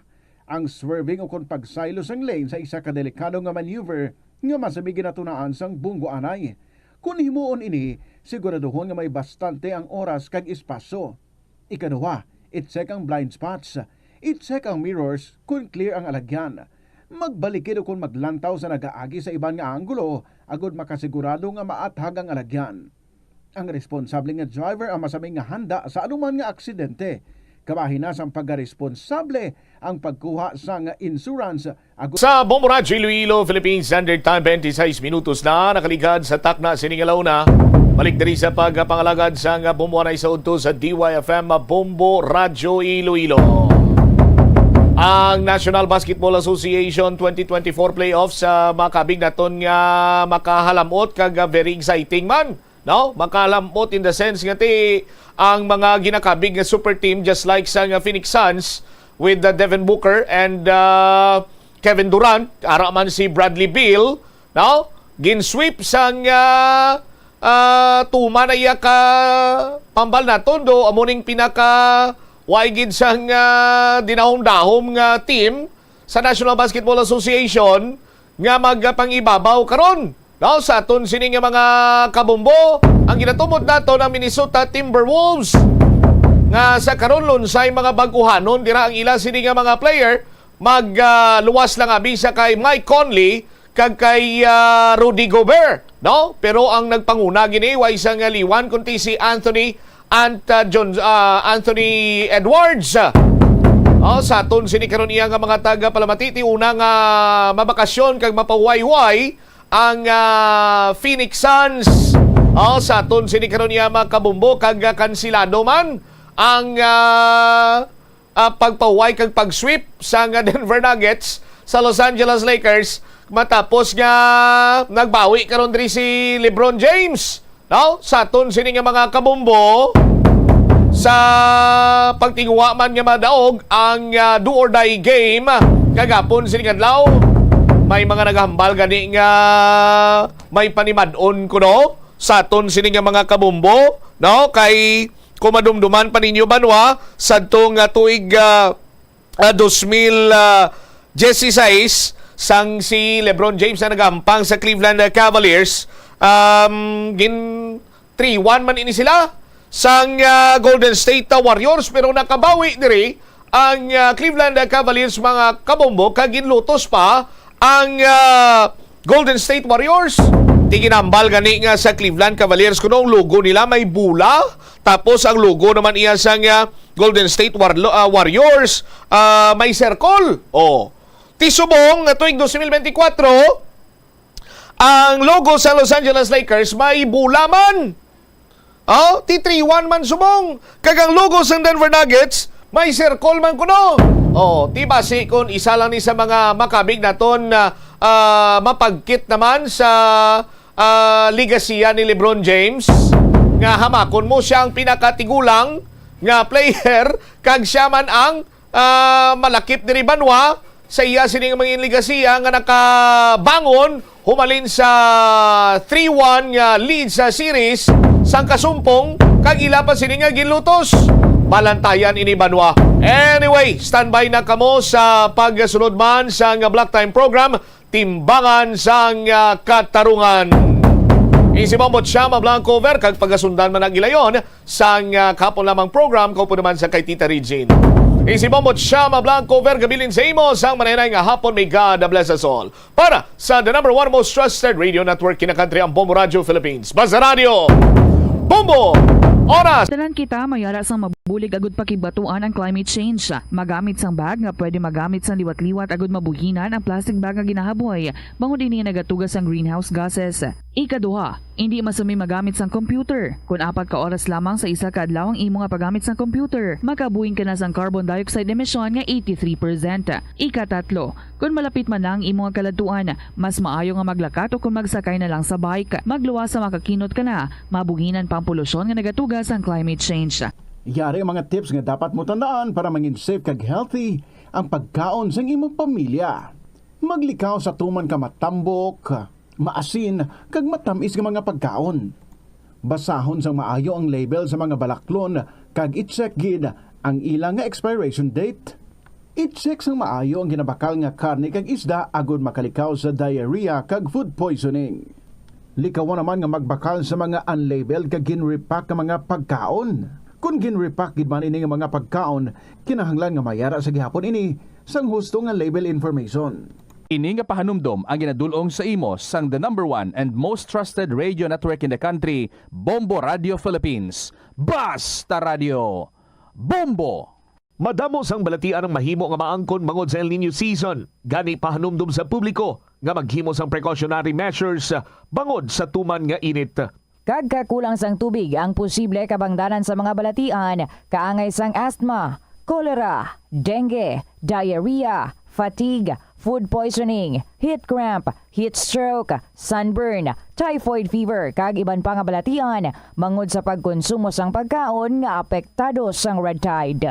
Isa man sa madata subong El Nino, amo ang dengue, kagagud balikawan, i-obserbar ang 5S strategy, kaangay isang search and destroy mosquito breeding sites, self-protection, kaangay isang paggamit sang insect repellents, seek early consultation sa pinakamalapit nga healthcare facility, support fogging, spraying, kag misting sa mga hotspot areas, kag sustain hydration. Ini nga pahanumdom ang ginadulong sa imo sang the number one and most trusted radio network in the country, Bombo Radio Philippines. Basta Radio Bombo!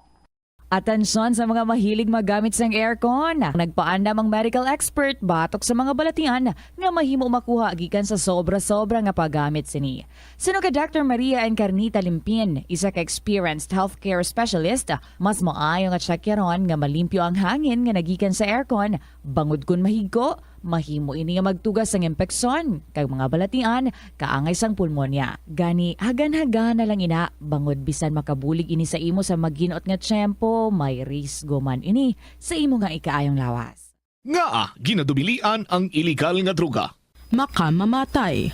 Ang nagagamit sang shabu posible mapatay tungod sa cardiac arrest o kung hindi gani tungod sa drug overdose. Makaguba sang lawas. Makadulot ini sang pagkaguba sang kidney o kung pag-angkon sang hepatitis, posible man nga malatnan sang acquired immune deficiency syndrome o kung AIDS. Maglikaw sa illegal nga droga para sa matawhay kag malinong nga komunidad kag pamilya.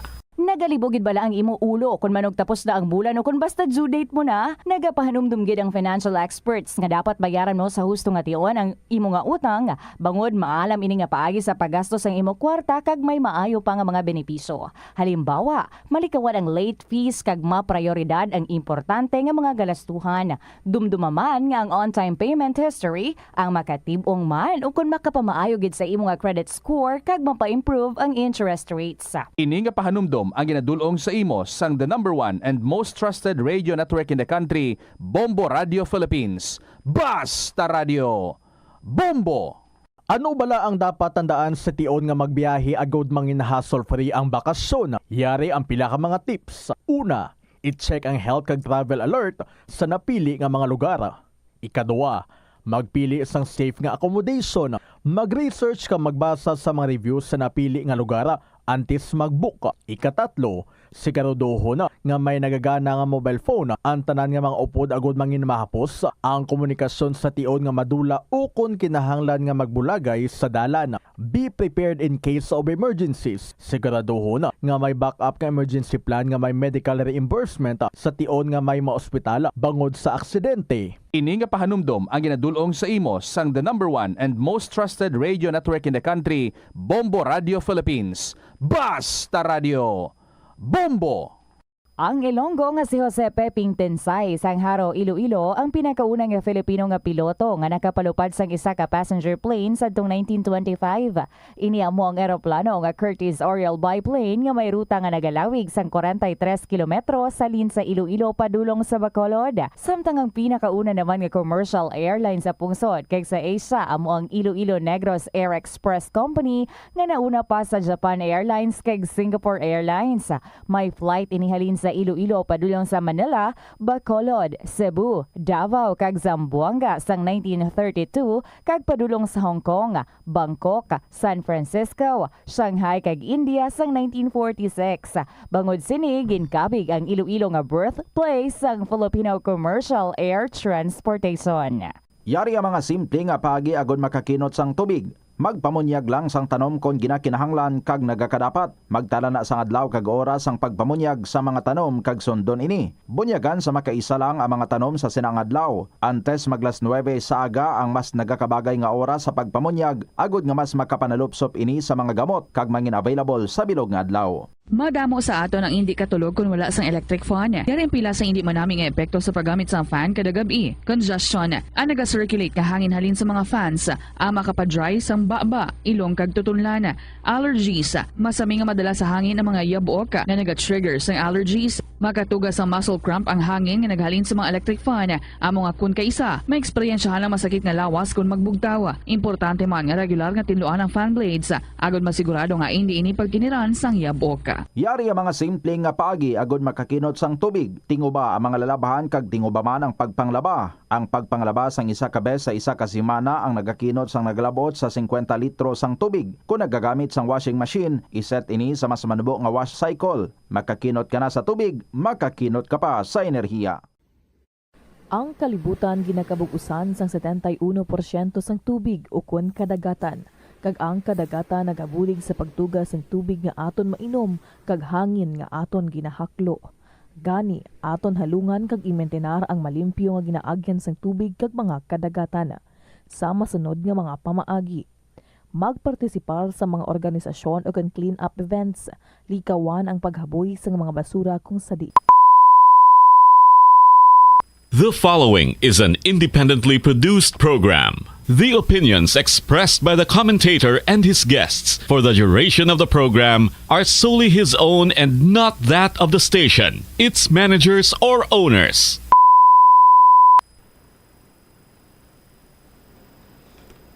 Timbangan sang katarungan.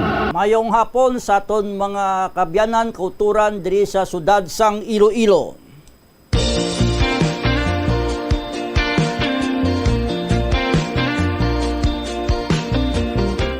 Welcome mga kabyanan sa maiden nga programa naton, unang adlaw diri sa Bombo Radio Iloilo. Nagapasalamat gid kita, no? Una sa tanan, kay gintinguan gid naton nga makakuha kita programa, no? diri sa Bombo Radio.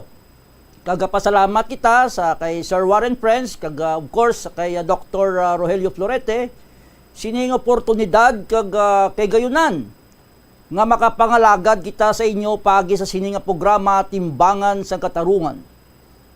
Ang aton intensyon, ang purpose sang sining programa mga kabiyanan mong pagtapna sang mga kabutigan, sa mga pagpatalang, sa mga fake news kontra mga kabiyanan kay Mayor Jerry Trias, of course kay Inday Raisa Trias. Pero, ari nga ko nga disclaimer, anay, para klaro sa tanan.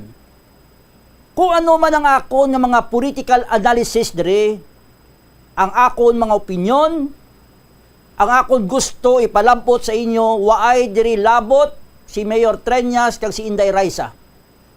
Ako niya kaugalingon nga desisyon nga makapangalagad sa inyo, kag tapnaon ang mga kabutigan, kikabalo man kamo mga kabiyanan.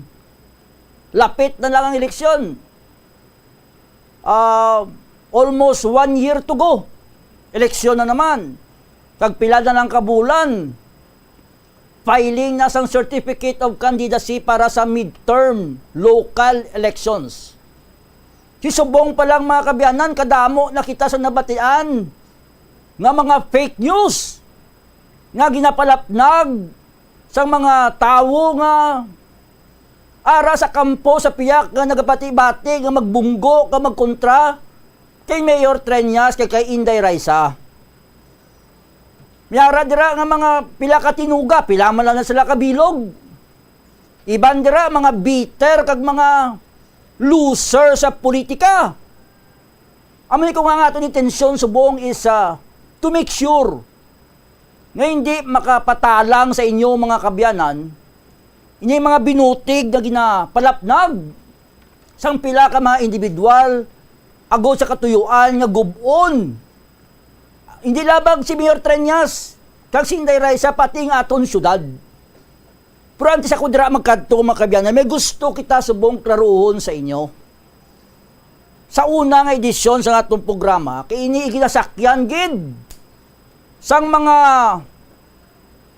kasumpong kag mga bitter sa politika, ni mga malas bala mga kabiyanan sa politika. Ilang ila balaya kadi malason sa politika, do ibasol nilaya kay Mayor Trias. Ilang way sila yabi swerte sa politika, pero do si Mayor Trias siya ang may sala. Kibla mo may ara mga isyu mga kabiyanan niligad ng mga binulan. Way manggigani gid sapak ni Mayor Kisam lang kanina nagkomentar si Mayor. Pero gusto natong klaroon pagi sa sininga programa, agod magahat at hag sa inyo nga paminsaron. Inying unahon ko anay kay pisa-pisahon ini naton. Anyway, damo pa man kita oportunidad. Luwas sa atong programa taga Lunes diri sa Bombo Radio. Halin 1:30 tub 2:00. Mayari pa kita Huwebes nga adlaw. 9:00 ang aga, tub 9:30 ang aga. Bantayan ninyo sa Huwebes. Subong gusto ko anay kay kadamo nagapamangkot sa akon. Kay damo sila nabatian sa mga huring-huring. Nga do pulunsay mga kabutigan na ginahaboy kay Mayor Jerry Trias. Inyong natuhoy mga kabiyanan, unahon ko inyong natuhoy sa pagdemolish sang Iloilo Central Market. Kay importante ini, kay ginasakyan ini mga kabiyanan sa iban nga mga personalidad na may ara sang self-serving interest kag political ambisyon. Nagligad mga kabiyanan, nagdesisyon ang syudad, ang city government, kag ang SM nga totally i-demolish ang bilog nga Central Market, including the facade. Baw, nag-alburuto ang iban. Nagsintimento ang iban. Nag-inuwi ang iban. Mga overacting. Singilabaw. Inang Central Market na kabayin na sa ngaton heritage site. Sang kultura sa mga Ilonggo. May historical value. Wala na kaintindi. Hanos lang sila nga hanos kay Mayor Trias, why may intindihan? Ang matuod mga kabiyanan, nga may ara rekomendasyon Ang aton nga city engineer office, city architect office, ang aton nga OVO, ang Office of Building Officials, may rekomendasyon, hindi niya palagpat lang. Hindi niya wido-wido lang. Mayor Trillanes was not shooting from the hips. Nga do pinalagpat lang kung ano lang maigo ya. Gintunan ini mga kabiyanan. Nga kilanlan i-demolish ang bilog nga structure. Nga kay suno sa findings mga kabiyanan, dilapidated na gid. May ara risgo, may danger. Nga pagwapon mo ang market, gastuan sa SM ang market, ipabilin mo ang pasad ng atubangan bala. Ang itsura sa tubang na bala nga silinila kuno mugid ang kapagwapo sa Central Market. May value gid. Tiyanhon mo hindi mo na masalbar ang edipisyo. Tibindihan mo si Mayor Trillanes kung sentimento lang ang paghahambalan parte sa heritage sites. Mabindihan mo ang tao nga amay sang syudad as if no kamo lang ang may monopoliya sa pagpalangga sa syudad. As if kamo lang yang may kabalaka nga dulaon ang isa ka heritage site or heritage building. Tantawan yung ginobran ni Mayor Trillanes sa Calle Real. Kung ano yung kapalangga nga i-preserve niya ang mga heritage structures dira. Ang mga mansyon sa Molo, ginsalbar. Ang mga mansyon sa Haro, ang mga heritage site, ginsalbar. Tiyanhon mo kung hindi niya masalbar ang Central Market.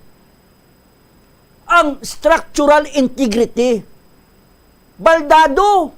Hindi mapuslan. Now, between sa inyo nga pagka-OA, sa pagka-overacting nyo, between sa inyo nga mga sentimento nga wala sang punto, diin palabiyon ni Mayor Trillanes. Ina, o kon ang public safety, ang well-being, ang public interest. Gwapoy mo market, tapos malumpag ang imo nga pasad, ang frontage malumpag, kaya hindi bisa ni-retrofit mo, hindi masarangan. Maguba ang bilog nga structure, bisa ni-retrofit mo. Tipiliton gid naton, bagod lang sang aton nga sentimento.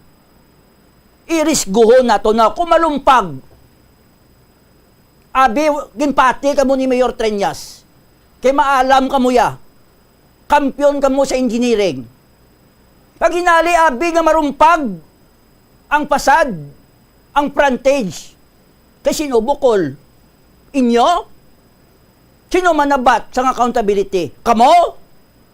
Kamo mapabulong, kamo mapaspital, kamo mapalubong sa hinali mayhulugan sang pasad. Si Mayor Trillanes gihapon. Ang syudad gihapon. Mayo lang kamo sa wakal. Pero kung marumpa gani, sino na ang manabat? Kamo? It will be the mayor kasi siya ang amay sang syudad. Pag hindi nyo mabindihan ng mayor, kung pagpalangga lang sa syudad, pagpalangga sa mga pasad-pasad nyo na, hindi nyo sa mabindihan. Because he devoted his time, his effort, his energy para mapatahom ang aton ng mga heritage site diri sa syudad. Tatawa yung Freedom Grandstand. So, nareklamo man kamo kay nga gubon ng Freedom Grandstand. Kay may value para sa inyo. May sentimental value. May historical value. Pero subong namitad man kamo sa dako nga Freedom Grandstand. Kita nyo? Ang punto sa Central Market, mga kabiyanan, sa aton mga market vendors, sa aton mga market goers, nagpromisa si Mayor Trillanes, may garantiya, may assurance from the mayor together with SM na ibalik ang pasad. Hindi pa kamo sina. Why na ba si Mayor kang SM nga wasakon ta na? Just for the sake na wasakon ta lang, do kalipay gid ni Mayor nga wasakon. Ibalik man yapon. The key word there is restoration. Hindi lang niya retrofit. Hindi lang niya repair, kundi restoration. Ibalik siya sa daan niyang itsura, pero bakod na siya. May ara na kita sang garantiya nga may ara na sang safety measure ang tanan nga maninda dira. Ti gusto nyo ya gwapoon ang kilid, kag kilid, pagwapoon ang likod, ang atubangan. Pag-uyog sang gamay nga linog, rumpag. Wala ni Mayor Triñas kinapunggan ang sinuman nga mag-ubra sang iya panindugan. Ang malain pa sinibalin mo kung ano. Suno kay Mayor Triñas sa iya nga interview, wala niya manggi pangalanan kiti the mayor does not want to dignify. Sino mga kritiko nga wala man kay nakapapansin-pansin lang. Suno kay Mayor ang masakit diri mga kabiyadan, balin mo kung ano. Suno sa panugdaon ni Mayor, nga isa pa kuno nga nagahikay dira, nagakritik, nagabira sa iya kuno taga provincial capital pa. Can you just imagine? Wala si Mayor Triñas siya gapugong ni sinuman nga mag-ubra sa iya nga panindugan. Ginarespeto ni Mayor Triñas ang aton freedom to speak. Ang freedom of expression ginarespeto ni Mayor Triñas. As a matter of fact, may resibo ako ipakita sa inyo. Anong resibo? Ako! 15 anyos nga away na mo ni Mayor Triñas. Balbalanay sa radyo. Balbalanay sa Facebook. Tanan niya kritisismo na agyan niya sa akon. Nakaagi kaso si Mayor Triñas sa akon. Ikisa? Wala. Kay ginarespeto ni Mayor Triñas ang freedom sang tagsa-tagsa nga makahambal. Hindi siya onion skin. Hindi siya balat sibuyas. So hindi na mong isyu nga sa pinapunggan ni Mayor ang iba nga magkomentar. Pag gusto lang kamo gani da. Ang isa da gani naglagan Mayor, di ba? Migo man naton si John Capulot. Wala man gani untat birada kay Mayor. Critical sa mga komentaryo kay Mayor. Kabate kamo ginkasuhan di Mayor Triñas si John Capulot. Wala. Kay ginarespeto ni Mayor Triñas ang freedom of expression guaranteed by our Constitution. Bingit pa gani mga depensor eh. Kumparar mo ha. Ang depensor gani bingit pa kaya nga nakomentaran lang sila ni Boy Miurada sa una. Nga si Toto depensor maoy. Palaubog. Ayun na kusar nila si Boy Miurada. Di sino karon ang tutuod nga freedom fighter? Di kaya nyo si Mayor nga hindi si man genuine nga freedom fighter si Mayor. Si Mayor never filed a case against anyone sa mga kritik ya. Ang masakit hindi nato na baton mga kabiyanan is this. Ang ginasiling ni Mayor nga mga kritisismo nga ni halin pa mismo sa provincial capital. Di man nato kabalo kung sino na siya. Kiway magin-mention ni Mayor. Pero hindi tabi tsindihan nga ginatolerate ni Governor Toto Depensor. Ang syudad, ang probinsya, partners sa development. Diri ka mo nag-star sa amon, lipat ka mo. Ang ugsaran nyo diri sa syudad sang Iloilo. Sa ilob lang ka mo sa probinsya, una mo manan ng inyo attitude. Kung mga ordinaryo ka lang nga private citizen, private individual, okay lang. You have all the right to speak out. Why may makapugong si mo? Pero kung public servant ikaw, ara ka sa government service, may mga limitasyon ina. Sa aton Republic Act 6713, sa Law on Public Officers naton, sa aton Code of Conduct and Ethical Standards sa mga public employees, government employees, public officials, may mga limitasyon ina. Hindi kailan na magbasa ka ba o mapatok-patok ka. Because you have to maintain that standard kung nara ka sa gobyerno. Much more kung nara ka sa Kapitolyo. Now, abi ko may samambi ka department head si Mayor Triñas. Ibayloon tabi ang sitwasyon. Kaya daw, dugay na yan nga daw pabaya lang si Gobernador Depensor. Nga may empleyado, gali siya suno kay Mayor Triñas, may empleyado daw siya gali iya nga, wala patay iya nga, pitik kag binghal kay Mayor Triñas. Pati si Inday Raisa, ginadalahig pa. Doon may political color na yan, nga ginabawal ina sa aton civil service rules. Nga isa ka government official, hindi siya dapat mag-intra sa politika. Tira, ibutang tabi sa mga kabyanan. Ibutang ta sa husto nga perspektibo. Abi may department head man ba si Mayor Treñas? Nga magsagad Facebook during office hours. Kagala patay bibuyayawon si Gobernador Toto Defensor. Abi ang department head, abi ni Mayor Treñas, sabi, ma-post man nabi, baw, palaubog gali ni Toto. Ano ba sagon mo, Gobernador Defensor? Mamba sabi, baw, maoy gali ni Toto. Ano ba sagon mo? Abaw, matamad gali ni Toto. Nga matamad. Iyabi ang balon niya bi karon. Yaho, amo na ang pinitinsya sa taga-probinsya sa Aganan Flyover. Ang gobernador sa Iloilo mahipos. Sirado ang baba. Nakatahi. O, tiko namon ka man sa department head ni Mayor. What would you feel? Siguro kung namon ka na sa department head ni Mayor, si Mayor mismo maki sa department head niya, balo niya, shut up! Ipusa baba mo. Respeto ka sa inter-government courtesy. Amo na dapat ang gusto. May kortesiya. Kaya man kung ano manobraw siyang mayor di sa syudad. Iyan niya jurisdiksyon. Ang probinsya may problema man kamo to. Hindi ka mo gani ka bulig sa pumuluyo sang pabiya kasi iban pa sa probinsya nga nagalabay sa Aganan Flyover. Harap-harapan ka mo dira. Ha? Nga ginabastos sang kontraktor, sang DPWH, mahipos ito to Defensor. Ang ungka flyover, why man siya inamutan sa ambal? Ano pa? Airport. Sa diin na nakatindog ang airport sa syudad. Ang airport at ito sa Third District, sa teritoryo sa mga Defensor. Iya ka probinsya. Si Mayor Paya ang ginapalapitan kay ang comfort room, ang toilet sa airport mapangsot. Mabaho. Pero ang gobernador, why lang yan sa paminsaro niya? Doon lipungoy. Sabi ko naman muna ang department head ni Mayor. Why pataya kami mangkot, Gob? Pangsot airport mo, wala aircon, wala sang elevator, wala escalator. Ano ba sagon mo? Nga wala kortesiya sa imo.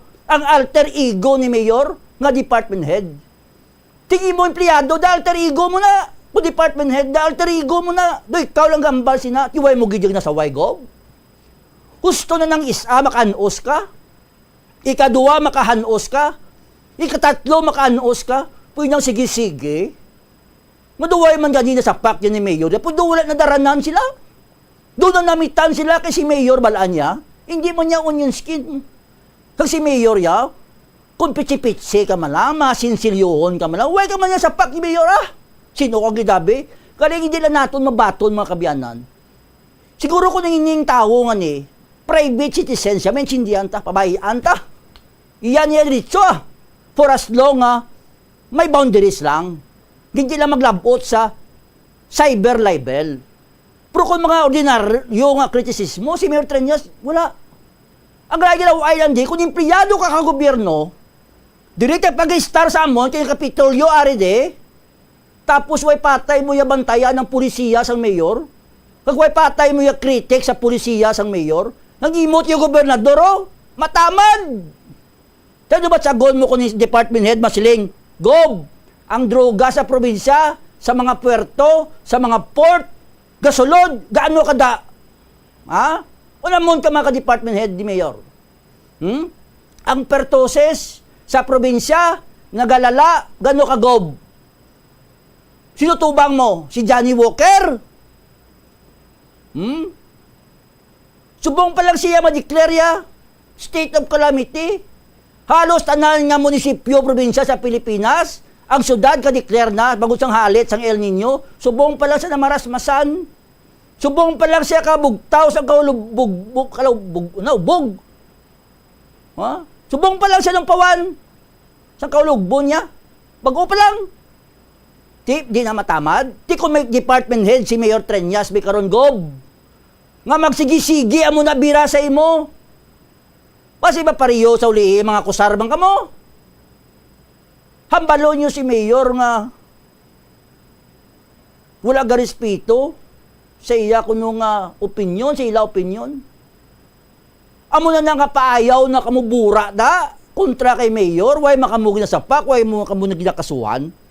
Now, kung laing ginbuot nyo, kaya mo natabo sa Central Market, may ara husto nga forum, may husto nga venue, korte, hindi Facebook, hindi social media, hindi nakabuling sinyo. Kung gapati ka mo, nga husto ka mo, kag may punto ka mo, kadto ka mo sa korte, kadto ka mo sa ombudsman, lantawon ta, kundi hindi ka mo hasta. Inyo yan niya muhat, ka-unprofessional sang dating. Okay lang kung hindi ka sa gobyerno. Sabi ka, hindi ka sa gobyerno, you have to maintain that ng respeto sa duly elected official na may mandato. Mayor Treñas devoted more than half of his life in public service. Wala sang sinuman nga makakwestiyon sang iyaya kabalaka sa syudad. Time and again, he has proven nagipauswag ya ang syudad, gipa-improve ya ang syudad, diin kamuya. Ara kamustupad ya. Kulat ta mahuman ang Central Market. Kaya ba ni Mayor Kaina, Disyembre, ang petsa nga mahuman ang Central Market. Pag wala da ang pasad, upod ta nga duwa, marali tagob. Raliyan ta si Mayor. Pero kung ara kanyang pasad, kagagwapo pagbalik, pag-restore, the Mayor deserves an apology. Pangayo ka mo patawad sa alkalde. Ha? Kung lain buot mo, gob, kaya ginwasak ang pasad sa Central Market. Ang balalang ko, nabilin pa to, ako may bilin pa to, ipalukdo ko si mo, gob. Ipauribay ko si mo, kung mapatay kagid sa issues sa Central Market. Tinitanan sanksyon ang pagguba, yun niya pinalagpat lang.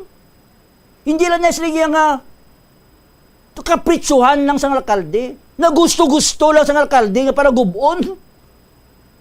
May scientific study na ya, may engineering study ya, intranyo inyo na, kitsindi ka mo kung anong konsekwensya, ang reperkasyon, ninali marumpag na, ti sanksyon ang pagguba sina, sanksyon no less than by the National Historical Commission of the Philippines, o NHCP.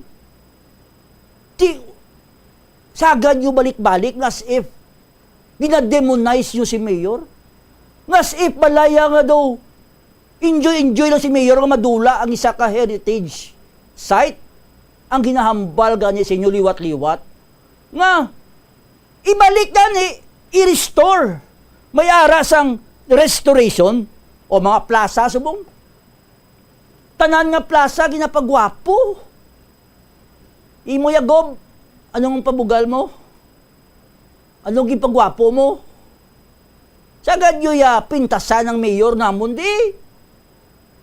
Sagad yu ya, pangitaan di prinsa mayor namon di. Tapos diri man lang kamuog sa ranyo, diri man lang sa amon. I mean, let's put this in a proper perspective. No? Di man niya pwede nga amo na. As if pala may monopoliya lang kamo sa pagpalangga sa syudad. Ha? As if pala nga ang mayor ya do wala sina. Kung wala sina sang pagpalangga ang alkalde sa syudad, pinabayaan niya mawasak ng Central Market. Oh. Ipangitaan mi Diyos. Wala gasto ang syudad, pagwapuhon ang market. Tapos pangitaan, pagyapon sala ang mayor. Kagkaswerte bala sa inyo ng mga kritik ni mayor? Sa iban bala, tistingin nyo kung di ka mo pangakusar. Ikaw mo kanil dipensor, kusar nyo si Boy Murada. Ahaw na kambalaw si Boy nga maoy tuto. Akusar nyo gani. Tapos ya, kamo magpinagusto. Let's put an end to this. Kapangabay kita. Gob. Kung wala kaya sa keso, gumagamba si empleyado mo, kung mag-retire ang imong empleyado, kung magbalik sa private life, well, yes, all the right. Di ta mapunggan. Pero as long ara sa government service, this is a different story. Kung gusto nyo yung gira, gob, di wala man problema. Kaya dapat tani, observe lang kita, courtesya. The mayor deserves such kind of courtesy and respect. Kaya may mandato siya rin sa pumuluyo, overwhelming. Di sila niya nga, gamay-gamay lang nga bansi.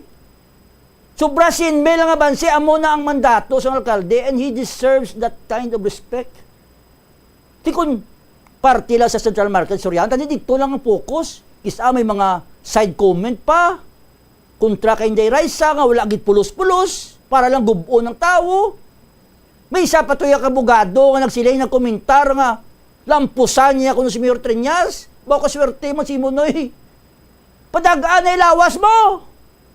Hindi ka gani ka daog sa lawas mo. Manglampos ka pa nga as if nga daw kaya mo si Mayor Triñas. Sobrang atikal.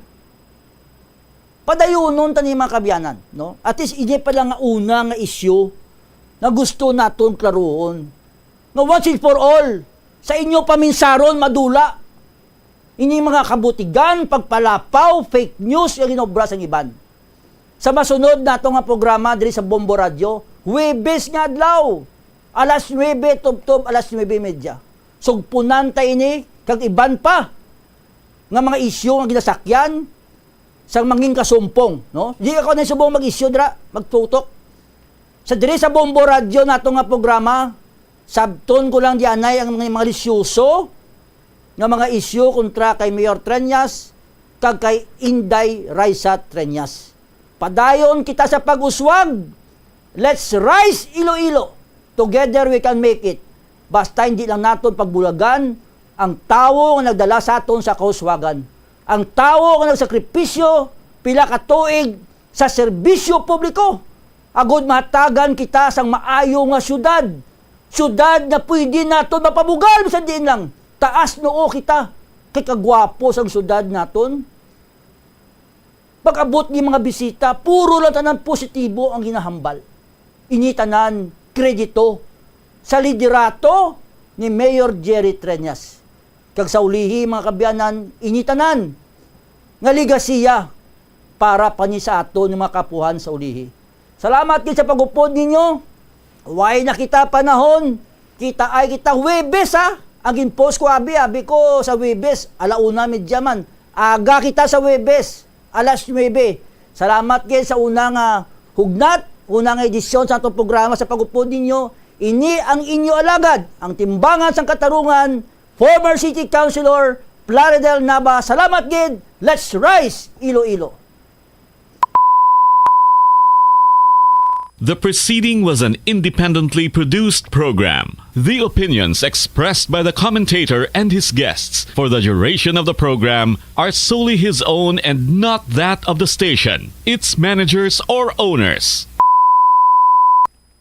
The Farmers Bazaar, your traditional public market with the touch of Plazuela Dos, ang isa ka lugar nga gintukod sa tion kag sa kasagsagan sa COVID-19 pandemic nga may tinutuyo nga maghatag sa imo sang safe marketing experience. Subong nga ang COVID-19 hindi na gid man dako nga pamahog kag nagapakadto na kita sa next normal. Rest assured nga ang Farmers Bazaar will further evolve agud nga magpadayon sa paghatag sa inyo sing satisfying marketing experience. The Farmers Bazaar. Sa lower level, tara na pahamtang ang fish, poultry kag meat section para naman sa inyo mga kinahanglanon nga prutas, utan kag iban pa, magbisita sa upper level, pinaagi sa paggamit sa hagdanan o kon sa pagkadto direkta sa parking lot. The Farmers Bazaar, your traditional public market with the touch of Plazuela Dos.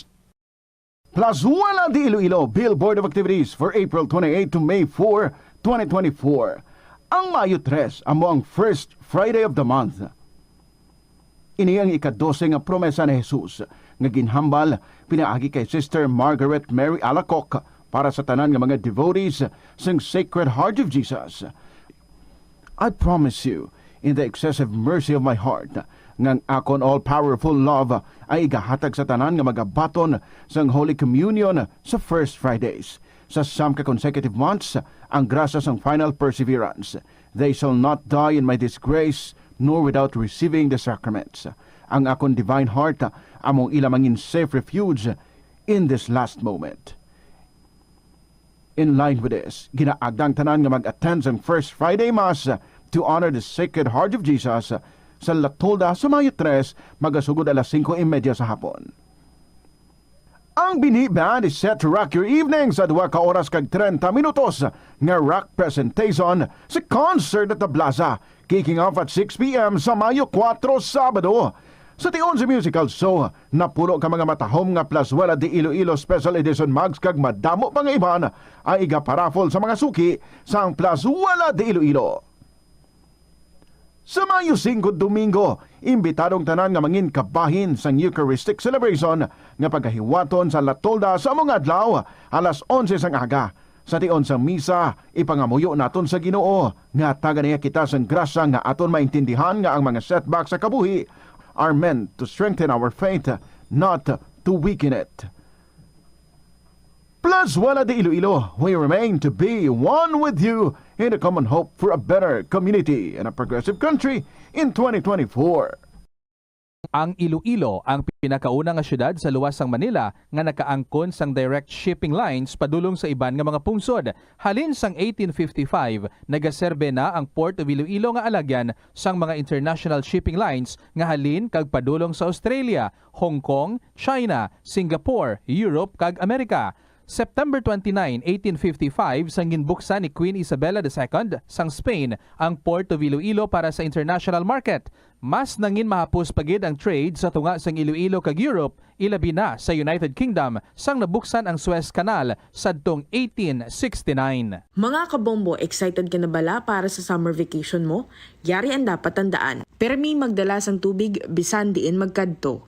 Hindi pagkalimtan ang pagbutang sang sunblock o kon sunscreen. Magsuksok sang manipis kag komportable nga bayo. Kag hindi pagkalimtan ang best summer outfit subong nga 2024. I-enjoy ang bakasyon na kaupod sa mga tao nga malapit sa imo. Kag hindi pagkalimtan nga ang bakasyon tion para magpahuway. Ini nga pahanumdom ang ginadulong sa imo sang the #1 and most trusted radio network in the country, Bombo Radio Philippines. Basta Radio! Bombo! Umpisa sang pandemya nangin mas conscious na ang mga tao sa personal hygiene bilang kabahina sang COVID-19 prevention. Apang magluwas sa COVID-19, madamo pa sang iban nga germs kag virus ang kinahanglan likawan agud indi mag-angkon sang sakit. Yari mga proper hygiene practices nga dapat muhimuon agud maligawan ang nagkalailain nga sahi sa malatian. Insakto nga paghugas sang kamot, pagpaligo adlaw-adlaw, pagpabilin sang good oral hygiene, pagsunod sa cough and colds etiquette. Ang pinakauna nga exclusive school for boys kag dormitory sa Pilipinas ang gintukod sa banwa sang Tigbawan, Iloilo. Ini gintukod sang tanyag nga Jesuit priest kag historian nga si Father Pedro Chirino sadtong 1592. Ginapahayag nga binulan pa lamang nga nakaabot si Chirino sa Tigbawan, natun-an na sini ang lokal nga lingwahe nga Haraya nga amo ang ginapatihan, ginhalinan sang Kinaraya. Nagsulat man siya sang catechesis sa pulo nga Haraya. Si Father Chirino upod ang isa pa ka Jesuit brother nga si Francisco Martin ang nagtudlo dito sang catechism, reading, writing, Spanish kag liturgical music sa mga kabataan sang mga prominente nga pamilya nga Ilonggo kag Espanyol sa banwa. Sang 1975, nagpahamtang sang marker ang National Historical Institute sa banwa sang Tigbawan bilang pagkilala sa amo nga maragtas. Ang Iloilo River Esplanade ang lugar nga para sa inyo. Ini ang favorite spot sang mga Ilonggos sa pag-ehersisyo kag paglantaw sang sunset. Madamo man sa mga local cafes kag restaurants nga malapit sa Iloilo River Esplanade nga makasatisfy gid sang imo nga kagutom. Ang Iloilo River Esplanade ang nakadaog na sa madamo nga mga awards, lakip na diri ang 2017 Gantimpala Excellence Award. Nabaton man sini ang haligi ng Dangal Award para sa Landscape Architecture category sang 2018 National Commission for Culture and the Arts o kon NCCA haligi ng Dangal Award. Nakasimba ka na bala sa Miagao Church? Ini ang kilalaman sa tawag nga Church of St. Thomas of Villanueva. Ang construction sa nasambit nga simbahan ang nakumpleto sa tuig 1797. Sa subong, ang Miagao Church ang isa sa mga tourist spots sa Iloilo. Popular ang Miagao Church sa detalyado kag artistic sculptures sini nga nagapakita sang Spanish, Muslim kag Chinese traditions. Ang Miagao Church ang gindeklara bilang UNESCO World Heritage Site sang Desyembre 11, 1993.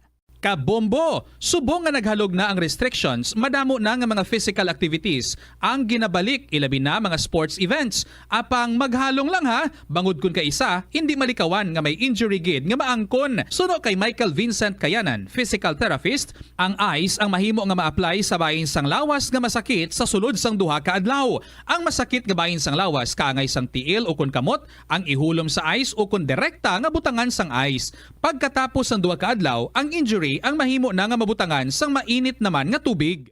Siling nila ang pagpanigarilyo nagapaitom sang bibig. Pero hambal mo naman, wala man ako nagapanigarilyo pero nga ay itom gihapon ang lips ko haw. Yari ang sabat sa eksperto.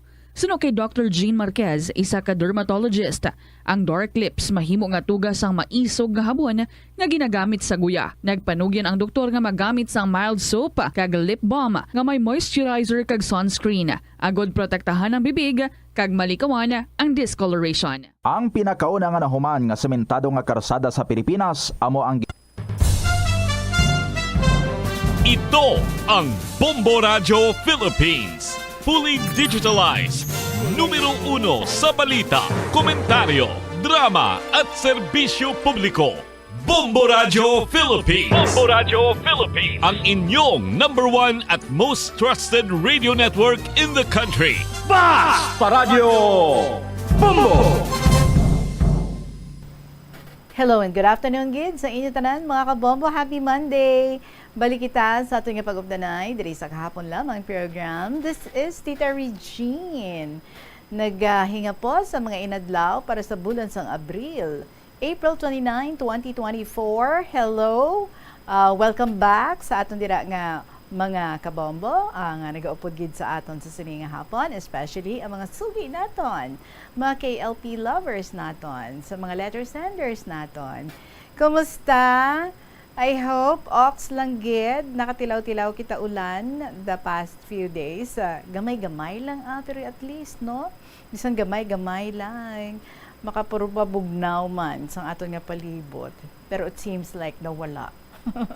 At the first night nga nag-ulan bala last week, ay kainit-init gihapon. Bangod ang init, nagsingaw. So that's why nga amo to ang effect. Anyway, 39 degrees. There is Iloilo City, pinakamataas. Okay, that's better.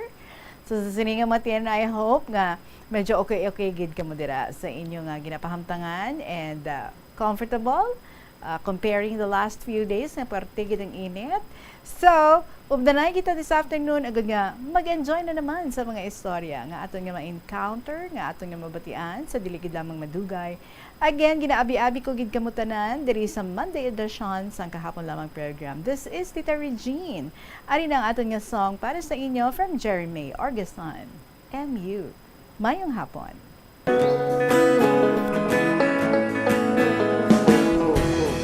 Araw-araw ka-text kita, minu-minuto chinachat mo pa. Ang sabi mo, mahal mo na, pero bakit hindi pa rin tayo? Araw-araw kasabay mong kumain, madalas hinahatid mo pa ko sa amin. Ang sabi mo, mahal mo na, pero bakit? Bakit ba naghihintay? Bakit ba hindi mapalagay? MU malabong usapan, MU malanding ugnayan, MU mag-isa na bang umiibig? Umasa palagi na lang.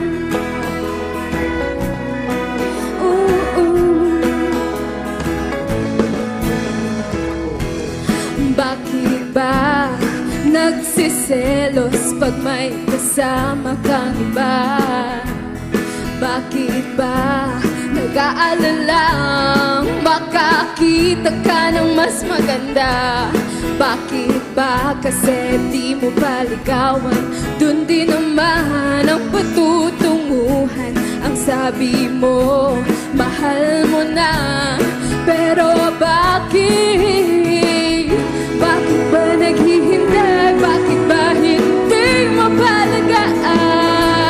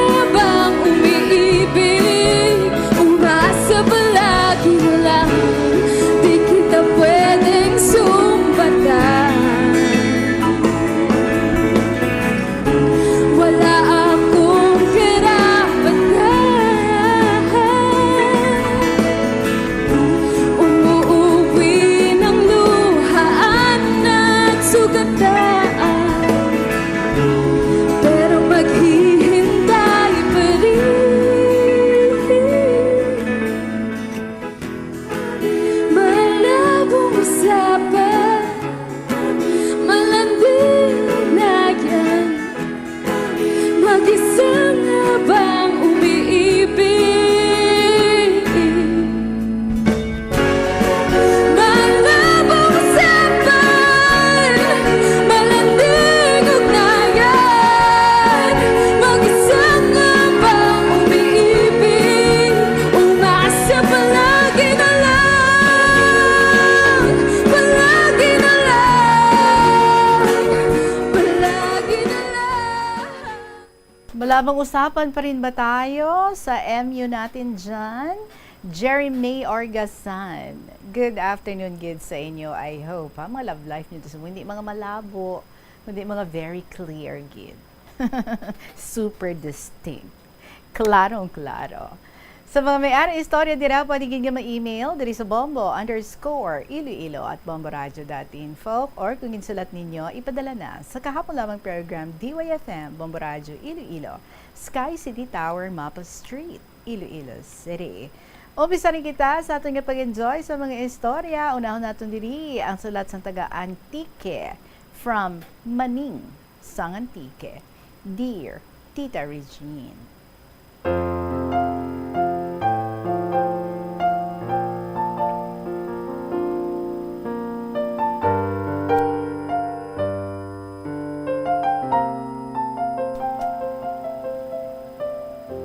Siyempre, kay taga-Antique, makinaray-ana naman kita. Love it. Una sa tanan mayad nga hapon, sa tanan nga mga tagparamati sa KLP. Tawag lang ko kay Maning sang Antique. May kahapon man ko nga hindi ko malipatan, tita. 22 years na ako nga balo, kag isa lang ang bata, lalaki, may pamilya, ron man tita. Gani, tatlo lang kami sa amon balay, kag sara lang man ang apo ko, boy. Gani, sang wara ron si Nanay Rugia, nagpuli si tatay, mga 13 anyos man ang kulba ko kag stress ko kay tatay, tita. Kay tama kaparahubog, pasaway, kagabarkada sa mga bataon nga para inom man, tita. Sang kabes, ginabalan ko si tatay, nga hindi ron sagi kainom. Hambal ko tayo, tatlo ron kahig mo. Bautita na akig si tatay, ginlagas na ko binangon. Nagdalagan ko sulod sa balay, kag manirado, nga nagahibi. Nagtawag bata ako, nga tawagan pulis, para paturugon sa presuhan. Hindi ko magtawag pulis, kay nahuya ako, tita. Kaya ang pulis, classmate ka bata ko. Tinginaantos ko lang, hasta nga nagkaedad si tatay ka 86 years old. Bernes ti hapon, nag-inom pa si tatay, tita. Pag-aga Sabado, naglingin ulo na ni tatay. Gin-BP ko, gin-check ko, 120/80. Ginbaklan ko royal kag tinapay. Ubos man ni tatay, tinagasako ko pang laba. Paghapon, nagreklamo si tatay nga gaalay likod na kag dughan. Ginilot-hilot ko kay darwal lang kami dya sa balay. Pero natalapangdan ko, nagasunod panurok ni tatay sa akon.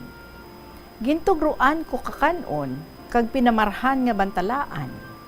Gamay lang kaon na. Ginmangkot ko si tatay kung musta pa matsyag na, sabat na. Mayad ron man ko no, tiyambal ko, pakonsulta ka rumaan. Pakonsulta ka rumaan tay ha. Ay ura, nagsabat tita. Tapos hambal ko, manawag ka lang kung ano pa matsyag mo tay. Ti sabat na, huod man. Gani na wili ako kalantaw sa Facebook, sa baklon nga nagahulat sa bata ko nga ma-birthday. So alas 9 ron sa gabi, amo kag kauli ang bata ko kag apo. Haba ko sa bata ko, bistahi anay si lolo muga, kay gasakit ulo na tukina. Dayon, agtunan ka bata ko, kagintawag. Kapira na tawgon, wara pagsabat. Dayo na parapitan, kaginuyog, wara ron tana. Nagsinggit bata ko, nganay, wara ron si lolo. Dogin pusdak ko sa kalibutan, tita. Hambal ka bata ko, manawag sa piyak balay, kay hindi ko kamaan kung anong himuon ko.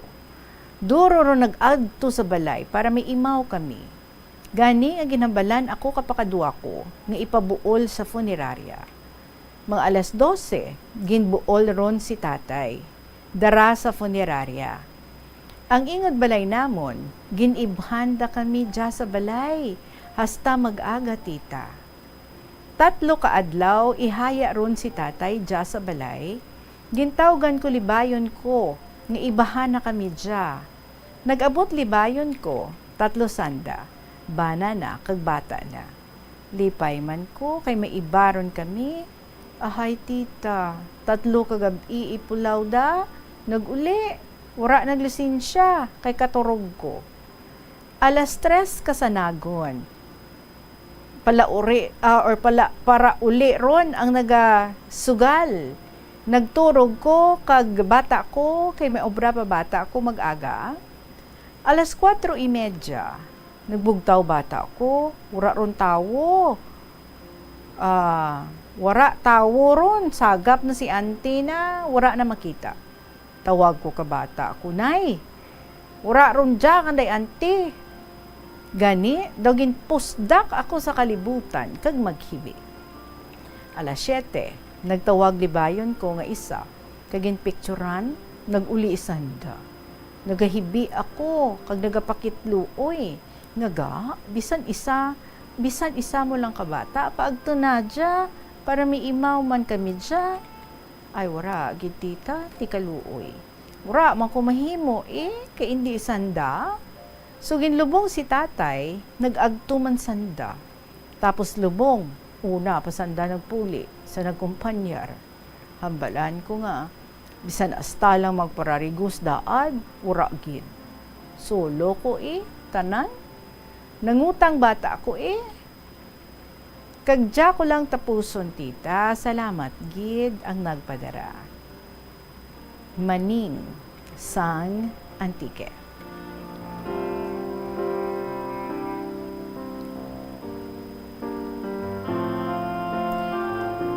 Where in Antique si Maning? Taga Sibalom. Okay. Sorry. Hindi ko lawag ko ng address. Anyway, okay. May barangay pa man So, wala lang sa barangay. Basta dyan sa may Sibalom Antique. Well, amugid man na, no? Ginikana naton. Kinanlan dapat po yung isipay. Kundi nga buligay na lang. Pag-abot sa sina nga mga tinion, nga ti pululawan, kay ginahaya, no? Ang iban nga mga kabataan, ang iban nga mga mag-ururuto, do kanami man, nagahirupay, nag-inintindihanay, nagabinuligay, para nga mapatigayon ang tanan, no? Sa pagpalubong. Ti ambot sa inyo, ang nag-amusin na. But anyway, ara sa imo poder, ang imo nga amay, so siguro they were thinking nga ti ikaw gid ang in charge. Tapos ikaw naman you were expecting nga bisan ibhan lang kamo, tanikin himo Manila. Ibhan means updan. Alright? Sige, salamat gid sa imo, Maning, sa gin-share mo diri sa aton. Ahay, na banga, ikaw gali kang FB mo, mutula mo naman si sibaw-sibaw si tatay mo. Anyway, sige salamat gid sa liwat sa imo nga pag-share diri sa aton. Si Maning, sang Antique. Alas 2:28 ang aton nga oras. Sa aton nga pagpanumbalik, I hope nga nagapamatik ka dira. NB sang Iloilo Province, basahon ko na. Ang isa ka letter that you were expecting na basahon natin next week, basta as I have told you, naubusan kita oras. But today, basahon na natin. So, I hope ara kagida mayong hapon sa imo. Magapanumbalik kita to read your story. Mga kabombo, magabalik ang KLP pagkatapos lang sa pila ka mga importante nga mga pahipad daw. Nag-subscribe bala ikaw sa mga serbisyo nga wala mo man ginagamit? Halimbawa, ang balayran mo na bala para nga makalantaw ikaw sang movies, pero sa tuod lang, wala naman ikaw tiyempo nga maglantaw sini. Hapos lang libatan ang bulanan nga mga subscription sa streaming services kag mobile apps, kag wala ka lang nakadipara, ma-charge na ini sa imo nga bank account bisan nga wala mo man regular nga ginagamit. I-review gid ang imo nga ginagastuhan sa mga charges kaangay sini, kag ikonsiderar man ang pagkanselar sa mga hindi kinahanglanon nga mga subscription subscriptions agod nga mas magamit mo ang imo kwarta sa mas kinahanglanon nga mga butang. Ini nga pahanumdom ang ginadulong sa imo sang the number 1 and most trusted radio network in the country, Bombo Radio Philippines. Basta Radio! Bombo!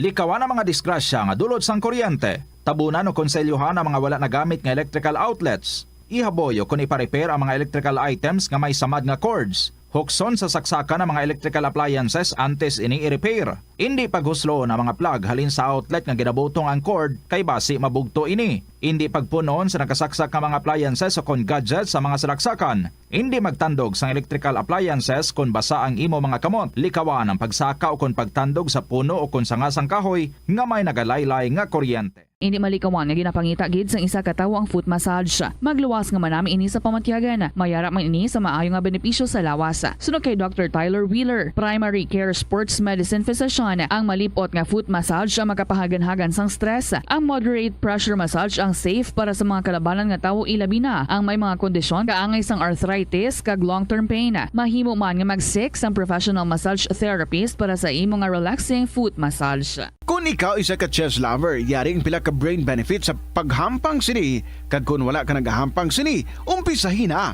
Sunod sa pagtuon ng paghampang sang chess makabulig likaw sa Alzheimer's disease. Bangod ang utok nagatrabaho kaangay sang muscle, nagakinahanglan ini sang exercise agud mangin healthy kag malikawan ang injury. Magluwas diri ang paghampang sang chess ang nagapa-improve man sang concentration, memory, creativity kag problem-solving skills kag napamatud-an man nga nagapaalam. Si Captain Jose Cabalfin Calugas ang pinakauna nga Filipino nga nahatagan sang pinakamataas nga pagkilala sang United States Army nga amo ang Congressional Medal of Honor. Natawo si Calugas adtong 1907 sa Leon, Iloilo kag nangin katapo sang Philippine Scouts adtong 1930. Sang naglupok ang World War II, nagserbe si Calugas bilang Master Sergeant sa 88th Field Artillery. Sa inaway sa Bataan Peninsula batok sa mga Hapones sang January 1942, nagpakita si Calugas ang tumalagsahon nga kaisog kag pagkabaganihan sa patagawayan nga nakakuha naman sang pagdayaw sang US Army rason nga ginpasidunggan siya sang Medal of Honor. Ang cabbage o kon repolyo masaming nga panakot sa aton mga linuto. Suno kay Vanessa Voltolina. Ang cabbage isa ka excellent source ng vitamin C nga importante para sa pag-maintain sang strong immune system. Ang glutamine isa ka amino acid sa cabbage, isa ka makusog nga anti-inflammatory agent nga nagabulig sa pagbuhin sang joint pain, arthritis kag allergies. Ang cabbage naga-contain sang vitamin K kag antioxidant nga anthocyanin nga naga-boost sang mental function kag concentration. Hindi pagpakanuboa ang piso-piso mo nga natipon. Bisan madugay magdamo, iniamo ang mahimo nga emergency fund sa tion nga tuman mo na kakinahanglanon ng kwarta. Abi mo, amo man ini ang makabulig sa imo nga hindi na pag-ibutang ang imo kaugalingon sa risgo kaangay sang pagpangutang nga may dako nga interest o kun pagpamroblema bangod hindi on time ang bayad sa imo nga bills. Ang imo man nga savings ang makapaligon sa imo nga saving security sa tion nga abi halimbawa madulaan ikaw sang obra. Ini nga pahanumdom ang ginadulong sa imo sang the number 1 and most trusted radio network in the country, Bombo Radio Philippines. Basta Radio! Bombo! Yari ang mga tips nga dapat mo tandaan agud nga mangin safe and healthy ang pagkaon sa imo nga pamilya. Dapat nga tabunan mo gid pirmi ang mga pagkaon nga yara sa lamesa o kung ara sa imo kusina, agud malikawan nga kadtuan ini sa mga insekto nga mahimo magresulta sa microbiological contamination.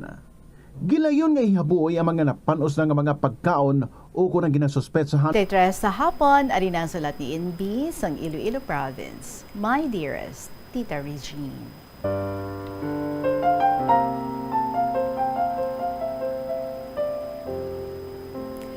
Hello, Tita. How are you? Hope you're fine. Makatapos ng Bombo Radio Philippines, my dear fellow KLP lovers, active listeners, and letter senders, good afternoon to all of you. Many believed that love is blind, that lovers cannot see. Yet, may hindi bulag nga gugma. Sa mga bulag, may hamili man sila nga balatyagon, kasubong sang aton balatyagon. Abi mo, Tita Regine, gamhanan gidman ang matuod-tuod nga gugma sang isa ka bulag para man sa parehas niya nga bulag. How unfortunate they are to have lost their sight, yet never have lost their feeling of love. Sa sininga hapon, I would like to share with you an episode sang amon nga neighbor, si B, ang bulag nga babae. Pero miga kadto sa balay, kay amiga sila sang hinablos ko. Ginapamahawa namon siya, kaghatagan limos. Gin-open ni B sa akon, na si L, ang lalaki nga bulag, kaupod na nagapakilimos, may pagtamod sa iya. Pero, why na ginasapak? Hambal ni B, wala balata na mahuya, mga luyag sa parehas naman nga bulag. Tiyang sabat ko, pero B, kahibalo ka, ang tao, maskin bulag, waay na sang huya, magpabutsyag sang iya ginabatsyag. Hindi mahibaluan kung ano ang iya katuyuan, kung hindi siya magpabutsyag. Kabudlay gid, hindi sila makapanaw, kung waay sang magtuy-tuy sa ila. Si Boy, ang toy-toy ni L. Kag si G, ang toy-toy ni B. Guide, no? So, si Boy, amo niya ang nagatoy-toy sa kay L. Si L, amo niya siya ang babae nga bulag. Samtang si G, amo naman niya siya ang nagatoy-toy kay B. Si B, ay wait lang ha. Okay, si B, amo niya siya ang babae nga bulag. And then si L, amo niya siya ang lalaki nga bulag. Okay. So, lalaki man ang gatoy-toy kay L, amo ni si Boy. Kag tapos ang kay B naman, babae man ang gatoy-toy sa iya, amo ni si G. Okay, we got it. So, kada Domingo, gapakilimos sila sa gates ng simbahan katoliko. Kung Sabado, tiyenda sa banwa namon, gapakilimos man sila tita sa gates ng tindahan. Si L, mayuklili, ginatukar, kag kantahan. Kontakan gani, gasolindron para matalupangdan sa mga tao, mahatagan limos. Talented si L, magkumposo sang love songs. Hambal ni B, kagahod sing mo, pusa ba mo. Sabat ni L, T, hindi kita matalupangdan sa mga tao kung hindi ako magtukar kag magkanta. Inday B, daan buslan mo ako pagkanta para duro limos ta, ibakal tabugas kag sudan. Inday B, nalipay baya ako, nga nakilala ka. Apisar hindi kakita ang akon mga mata, ang puso ko amo ang nakakita, nga gwapa ka. Kag nagbatsyag nga higugmaon ka. Bonaakig si B, kaginsaway si L, bal niya hustoran. Kabasa sang imo bakba. Hindi ako pagbulatika.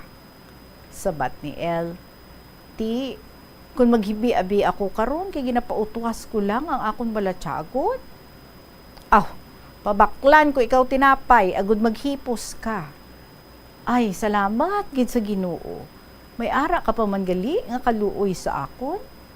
Please, Inday B, pwede ako kapamisita sa imo sa inyo balay para makaistorya kita personal?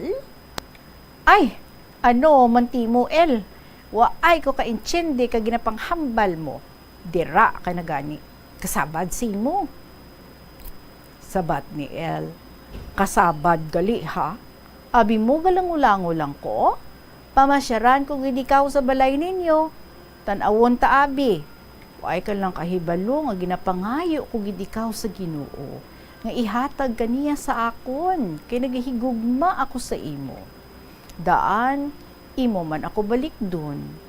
Nagaplano ako, kung magsugot ka, maput up kita sang aton pamilya. Mahatagan kita sang aton makagagahom, maskin isa lang ka anak, nga may magsapupo sa aton, kung kita magtigulang na, nga hindi nakasarang magpakilimos pa. So inatanan, Inday Regine, ginrelate ni B sa akon. Kinagapangayo siya sang panugnaon, panugdaon, kiyambal ko kay B. Depende lang na sa imo. Base mahangpan mo man, kag mabinag-binag ang katuyuan ni L sa imo. Nagligad ang pila ka adlaw. Iyagid ginpamasyaran si B.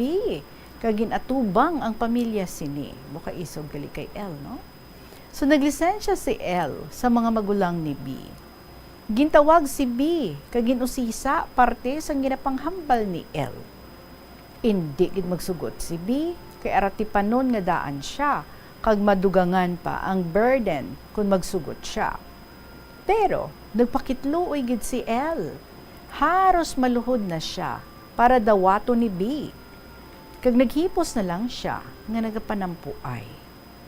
Seryoso si L sa iya katuyuan kay B. Sa dako nga kaluoy sa duha ka magulang ni B, ilagin istorya kag legayan si B. Nga residido gid si L mga sawa sa iya. Halinsad to, why na si L magpauli? Ginadulungan na lang siya sang bugas kag sudan ni Boy. Nagsugod na siya pangagad. Trabaho sa masarangan na. May mabomba sang tubig. Mangahoy sila ni Boy, etc. Hapit man isa ka bulan pag-antos ni L. Hasta nga daw nalugpayan man si B. Kaginbaton dulang niya si L. Kay naluoy man siya. Tapos ginpasaligan siya sang iya magulang nga babae. Nga atipanon siya kagang ila mangin anak.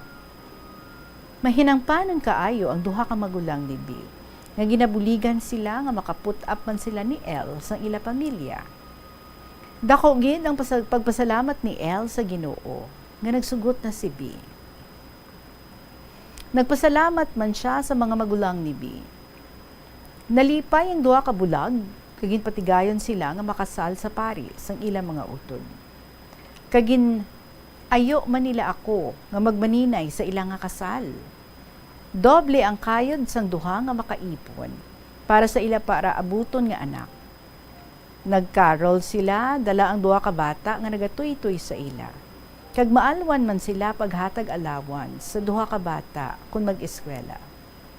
Mapinalanggaon si L kag mapisan. Ginasag-uban na katubig si B nga ipaligo kag ipanglaba, etc.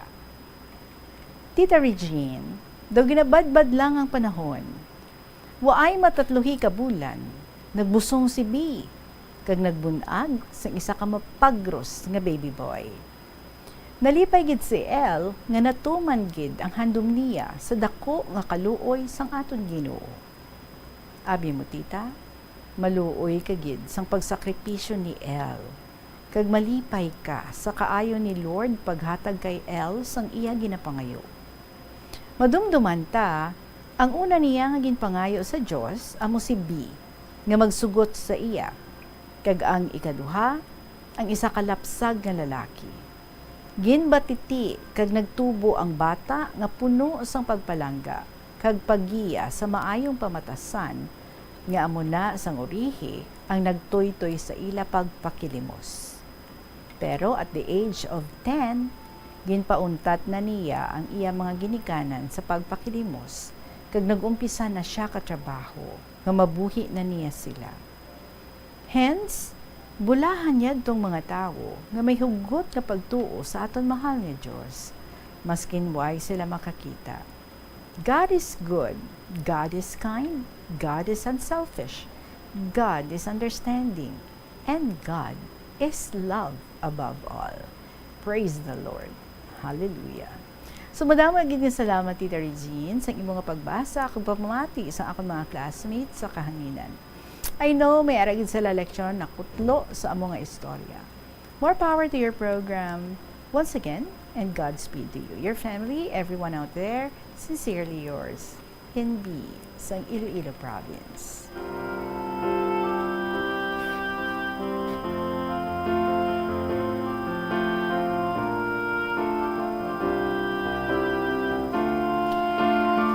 Well, ang kasanag lang yan, no, sa mga mata, ang wala sila or ang nadula sa ila, but not the capacity to love. So si L is so very vocal sa iya nga pagpahayag, sa iya nga paghigugma, sa iya nga tinituyo sa kay B. Kanami, no, ginabala niya to si B nga, ginpangayo ko gid ikaw sa Ginoo. Nga ikaw gid ang ihatag niya sa akon. And then another nga ginhatag sa iya, ang isa ka anak nga mapagros nga lalaki. So two things nga ginpangayo, ginhatag gid. Diba? From the Bible, ask and it will be given to you if you believe. Diba? So, may kalipay. Bisan para kay sino, kung love na gani ang magahambal, ginabaliwala na ang kung ano pa mandira, no? Nga mga upang, ano pa mandira, nga mga makabignaton, nga mga kabudlay. Because love ang magapangibabaw. Kag kung love na gani ang ara sa aton nga tagipusoon, anything, everything can be made possible through God, of course. So, natigayon nga makabuo sila sa isa ka pamilya, natigayon nga ang ila anak, amugid ang ila nga mangin gabay sa ilang pagpangabuhi. Nami mano kay ti at least ang ilaya nga bata, hindi i-affected ang eyesight. So, we're very happy para sa sining nga isa ka pamilya, nagapalanggaanay, nagabinuligay. But of course, we hope nga ti ang mag-iloy or ang mag-asawa would find ways para nga mapaeskwela gid bisan paano ang ilang nga anak too early, too young at 10 years old para nga mag-declare na nga ako nang bahala sa inyo when he is still a child. Anyway, ara man ang isa ka utod ni B nga nagapasalig nga ti sa pupuhon niya si B kagang iya nga anak sa ulihi. So I just hope nga mapangitaan gid sang paagi sa mag-asawa bisan paano nga mapaeskwela ang ilang nga bata hinabala nga properly matagaan edukasyon so that mas mangin equipped pa gid no sa ulihi para nga magbalikid kag magbatiti kag magatipan sa ilang nga duha. NB, salamat gid sa gin-share mo sa amon sa istorya mo para sa amon this afternoon. Magabalik kita mga kabombo pagkatapos ng isa ka or sang pila ka mga importante nga mga pahibalo. This is KLP, kaupo ninyo si Tita Regine. Ang kasubo kag depresyon ang hindi pareho nga balatyagon. Ang depresyon ang hindi gulpiyada lang nga nagakatabo sa isa ka tawo. Masami man nga ginakabig sa mga tawo nga depressed ini bangod sa kasubo nga nagakabatyagan. Ang kasubo temporaryo lang nga nagakabatyagan sang tawo kag masami nagadugay sang pilalang kaadlaw. Samtang makabig naman nga naga-experience ikaw sang depresyon kung masobre na sa 3 ka bulan nga nagabatyag ikaw sang kasubo. Importante nga mahibaluan ang mga naga-trigger sa amo nga balatyagon agud nga mahibaluan kung paano ini nga bulngon. Yari ang mga importante kag praktikal nga mga pamaagi agud makakinot sang tubig. Sa kusina, magamit sang yahong ukon labador sa paghugas sang mga ulutanon ukon prutas. Magdesignar sang baso ukon water bottle agud gamiton sa bilog nga adlaw agud indi magsigi panghugas sini kada matapos ang pag-inom. Kung aksidente nga may nahulog nga ice ukon yelo, indi ini pag-ihaboy. Sa baylo, ibutang ini sa mga masitera sang tanom. Kung may bilin man nga yelo o kung tubig sa baso nga ginimnan, tipunon ana ini sa balde agud ibunyag sa mga tanom antes hugasan. Si Anay Supreme Court Associate Justice Florence Dolendo Regalado sang Concepcion, Iloilo ang naghimo sang maragtas sa kasaysayan sang board exams sa Pilipinas.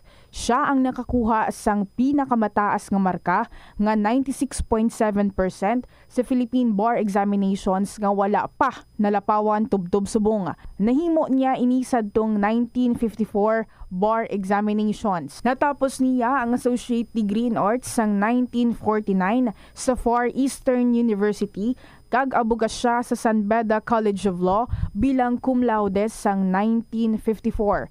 Nagtuon man siya sang Master of Law sa University of Michigan nga natapos niya sang 1963 bilang isa ka Dewitt Scholar. Magluwas nga nangintanyag nga propesor sa sulod sang 30 anyos, nakilala man sa regalado nga eksperto sa patag sang criminal law.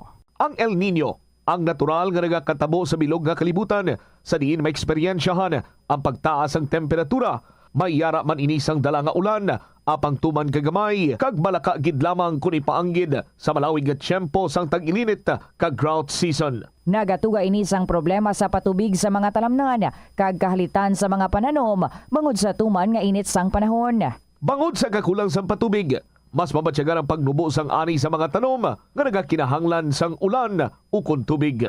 Sa sini nga mga lugar, ginaengganyo ang mga mangunguma nga magtanom sa mga alternatibo nga produkto kaangay sang mais, upland rice, utan o kon legumes. Ini nga pahanumdom ang ginadulong sa imo sang the #1 and most trusted radio network in the country, Bombo Radio Philippines. Basta Radio! Bombo! Nagaproblema kagid bala kung paano makasupod sang kwarta bangod sa wala tuong nga galastuhan. Better management ang kinahanglan dira. Isa ka tip abang spending awareness. Magamit sang money management app o kung pwede man nga malista mo agud nga ma-track o kung masundan mo ang imo gasto sa nagkalain-lain nga kategorya. Diri mo mahibaluan kung pila ang imo gasto sa hindi manggid kinahanglanon kaangay sang pagkaon sagwa. Buena Mano Salvo Year 18 ng Bombo Radio at Star FM. Nakarating bago mag 24 hours ang ating daily winner. Heto siya. Yes, heto siya. Kag oras na para nga manghatag kita sa mga exciting mga papremyo sa ating promo Buena Mano Salvo Year 18 diri sa Bombo Radio. Kag ari diri siya, bit-bit niya na ang iyang 500 pesos nga cash. Ma-congratulate anay ako sa iya. Congratulations sa imo and good afternoon, Ma'am Roseni Villanueva sa Libong Kugon, Zaraga. Mayong hapon, ma'am. Congrats. Mayong hapon sa Regine. Do happy gid kita. Sobra. Sobra. Sige, may kabataan na? May bana? Oo. Ay, isa lang man siguro ang bana, no? Pila ka bilog kabataan ta? 6, tita. Oh, gamay. Tungo lang sa dosena. May plano pa nga, dugangan na? Wala ron. Wala ron. Pila ron timo, 64. Dad mo. Naku, tita Regine. Pero pwede pa miracle baby. Nagpadala ka din sulat mo sa KLP? Wala? Wala. Sa liwat. Di ita nakapag-interview hon. Kaya wala agli ng padala sulat mo di. Anyway, sige. Joke lang. Padala ka di, ha? Magbutang ka sa imo entry. Maghulog ka entry mo. Laki po man, ihatag sa Garda ang imo nga story para dari sa KLP. Sige. Isipon ta ang imo nga 500 pesos nga cash prize. 100 pesos, 200 pesos, 300 pesos, 400 pesos, 500 pesos. Ay, wala mo gin isa-isa. Gintingam ko na lang. Sobra na siya. Joke lang. Anyway, 500 pesos nga cash. Congratulations, kid. Kaya hindi lang amo sinang imo nga mapauli nga premyo. May ara ka pa sa nga gift pack worth also 500 pesos. Nakasulod sa isa ka balde nga Orocan. So, anong imo nga mahambal sa inang mga premyo nga imo nga nadaugan? Madamo nga salamat sa Bombo Radio kag sa Star FM. Kag sa mga friends mo mga neighbors mo, di mo sila pag-i-invite? Kamu tira sa Libong Kugon, mag-intrama kamo para magdaog mo kamo pareho sa akon. Boss sa Saragao kapag naghalin? Oo, Tita Regine. Musta to mga katanuman to? Laya gid te. Wala gid ulan. Ano ka pananom ka man? Si banahon ko, tita. Ano na pananom niya? Mga utan tani, tita, kag mga humay galing kay ti subong tagtuyot gid. Ti kay tagtuyot, so paano na lang kamo? Paano ang ano ang ginsaylohan ninyo nga obra para nga may makita man kamo? Gabiyahe si banahon ko sang motor, tita. Muna dapat, no? Abilidadan kita sa sining mga tinion, kag sa sining mga panahon nga kinahanglan na may diskarte sa pagpangabuhi. Sige, so again, congratulations sa imo. Happy ka na sa premyo mo? Sobra, tita. Salamat, gid. Okay, sige. Basta Radyo. Basta Radyo, Bombo. Star FM, it's all for you. Congratulations again sa ating winner, si Ma'am Roseni Villanueva, sa Libong Kugon, Zaraga, Iloilo. Salamat man. Oras natin is now 53 minutes after 2 o'clock. Balik kita sa atong program. Kahapon lamang, kag-ari naman ang atong third story from Lola Rose, sang Tigbawan. My dearest, Inday Regine.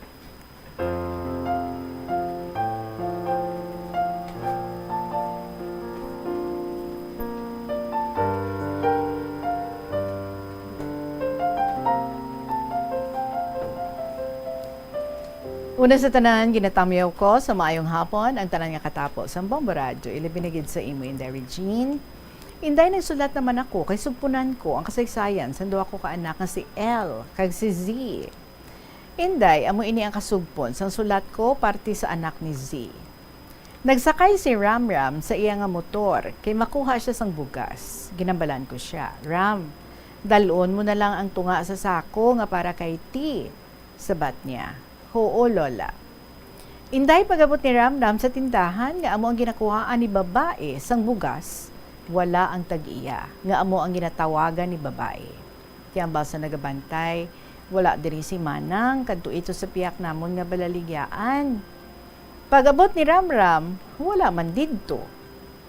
Ang ginimo ni Ramram kay may dala siya nga kwarta, nagdalawat na lang siya kag magpauli.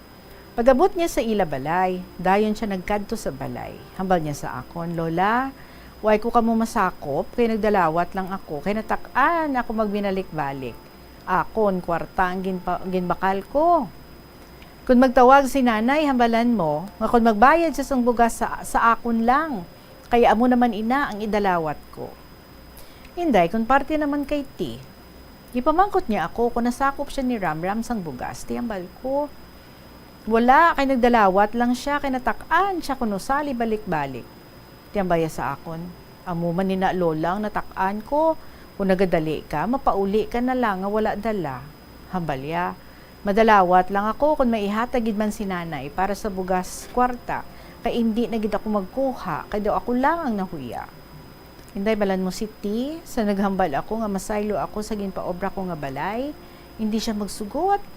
Ang hambal niya sa akon, Lola, kung magsaylo ka, maupod ako sa imo. Upod kita ni Rika, kay wala diri si Tito. Inday sa tulo pa ang ilang nga balay, diri nagatulog si T. Sang naatupan na, dito na si T nagatulog sa iyang kwarto. Pero diri siya gihapon sa balay, nagakaon. Nagabakal man siya sang bugas, kag sudan. Inday diri naman kita kay Z. Marso 1, nagtawag si Z kay H.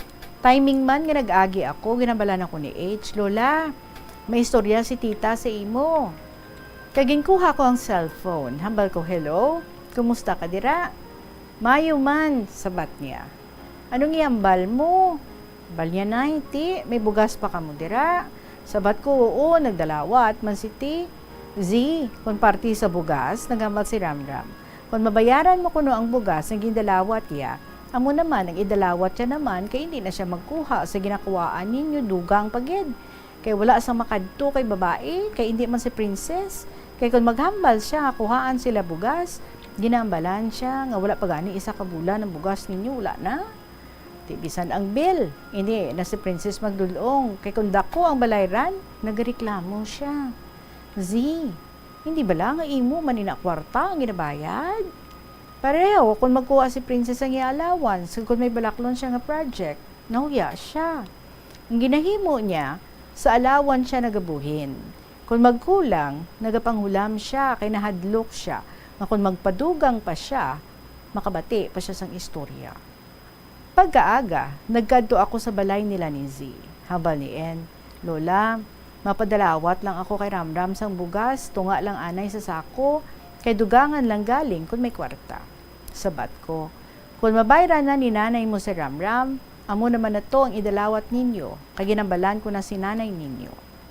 Inday, kung parte sa mga relief ni Z, ginobos ko lang pang hanger, kay ginakatuan ko lang kung may maukay.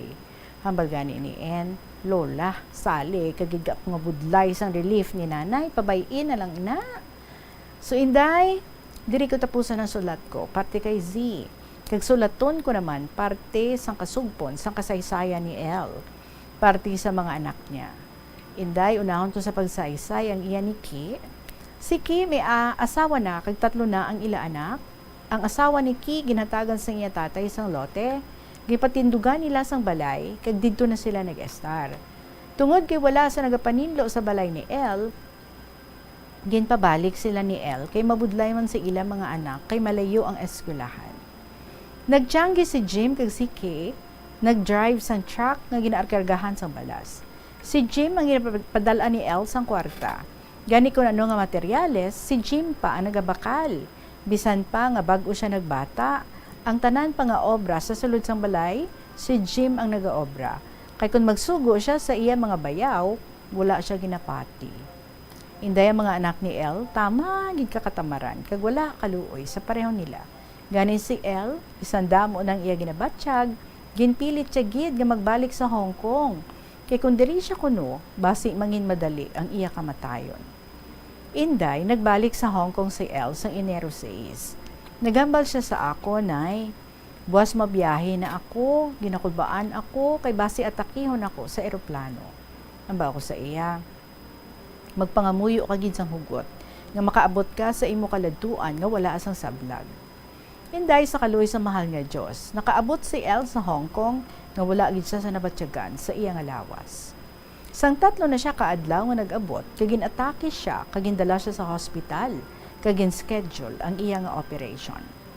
Inday bisan nahibalaan ni Niko nga ulupirahan si nanay niya, ginatagan niya pa sang kalain sang buot. Pero sa fiesta, may nag-alabot nga bisita si Ko. Nanawag si nanay niya kay Wawi. Hambal iya ni Ko, wait, hambali si nanay nga ang budget sang limnon. Kaya kung hindi siya maghatag, bokbokon ko ang hollow blocks. Inday pagkahapon nagtawag si El kay Jim nga sa hospital siya kay do hindi siya makaginhawa kaginpadali ang iya operasyon. Subong tapos na ang pag-opera kay El, 4 ang iya operasyon Inday. Bisan 4 ang operasyon ni El, pagpauli niya sa balay sang iya amo kag ama, sige na ang iya obra. Sang ginkuhaan na sang tahi ang iya operasyon, sige ang iya pangabudlay. Nagdara ang iya 4 kapilas, gani permi siya nagabalik sa hospital. Inday ginabalan siya ni Ki nga mapauli na lang siya kay si Ki ang masagod sa iya. Pero nagsabat siya nga basi hindi na siya makabalik diri nga buhi. Ginabalan ko siya, magdangop ka lang sa mahal nga Dios. Sabat niya, bala sila dira kay bisan bugas nila, hindi na ako makapadala sa ila. Kay ang kwarta ko, ginabakal ko sang bulong ko. Inday bisan bag-o na operahan si El, sige ang iya obra. Hindi iya mapadresingan ang iya nga pilas, naglala. So nagbalik siya sa hospital. Ang hambal sa doktor nga kinahanglan mapahuway siya kay hindi magkipot ang iya pilas. Abi mo Inday, 4 gid ang operasyon ni El. Nagtawag siya sa akon kay ginsugiran niya ako sa iya kahimtangan. Kay ginabalan ko siya, supta ang imo kwarta. Kag kun makaigo na nga ipleti mo, mapauli ka na lang para diri mapahuway. Hindi kasali pang order sang kung ano-ano pa dira. Ang lawas mo dira, amo ang balikdan mo. So Inday, diri ko tapuso ng sulat ko parte sa duha ko ka anak. Madamo nga salamat sa pagbasa mo ang matinahuron. Lola Rose, sang Tigbawan.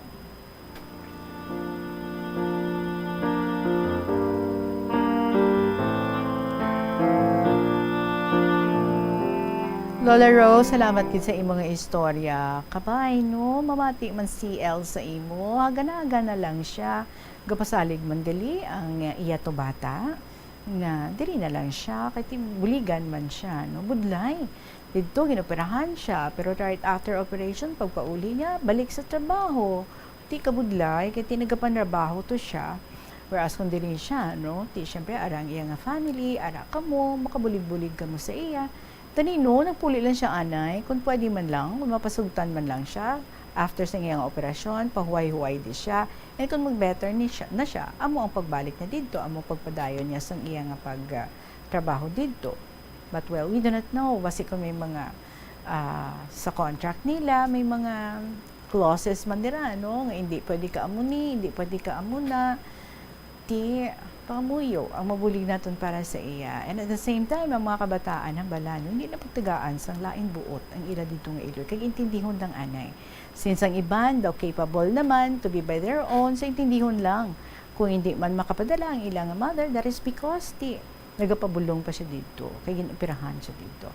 Lola Rose, thank you Gida for sharing always ang mga nagkakalatabo sa inyo nga family diri sa KLP do updated gid kami permi because you're sharing them with us. Salamat gid mga kabombo sa inyo mga istorya dira. Ulaton ko gid na paki-email na sa bombo_iloilo@bomboradio.info. Pwede isulat kag ipadala sa kahapon lamang program DYFM Bombo Radio Iloilo, Sky City Tower, Mapa Street, Iloilo City. Magasunod na ang inyong mga paborito nga mga dramas, Tuyang Ermitanya, Provincial Jail, and Dear Diary. Salamat gid sa inyo tanan for being with me this afternoon, Monday afternoon. Buwas balikay kita, God willing. Maraming salamat sa inyo sa gihapon ninyo. Lagad, si Tita Regine para sa kahapon lamang program. Salamat gid. Good afternoon and God bless.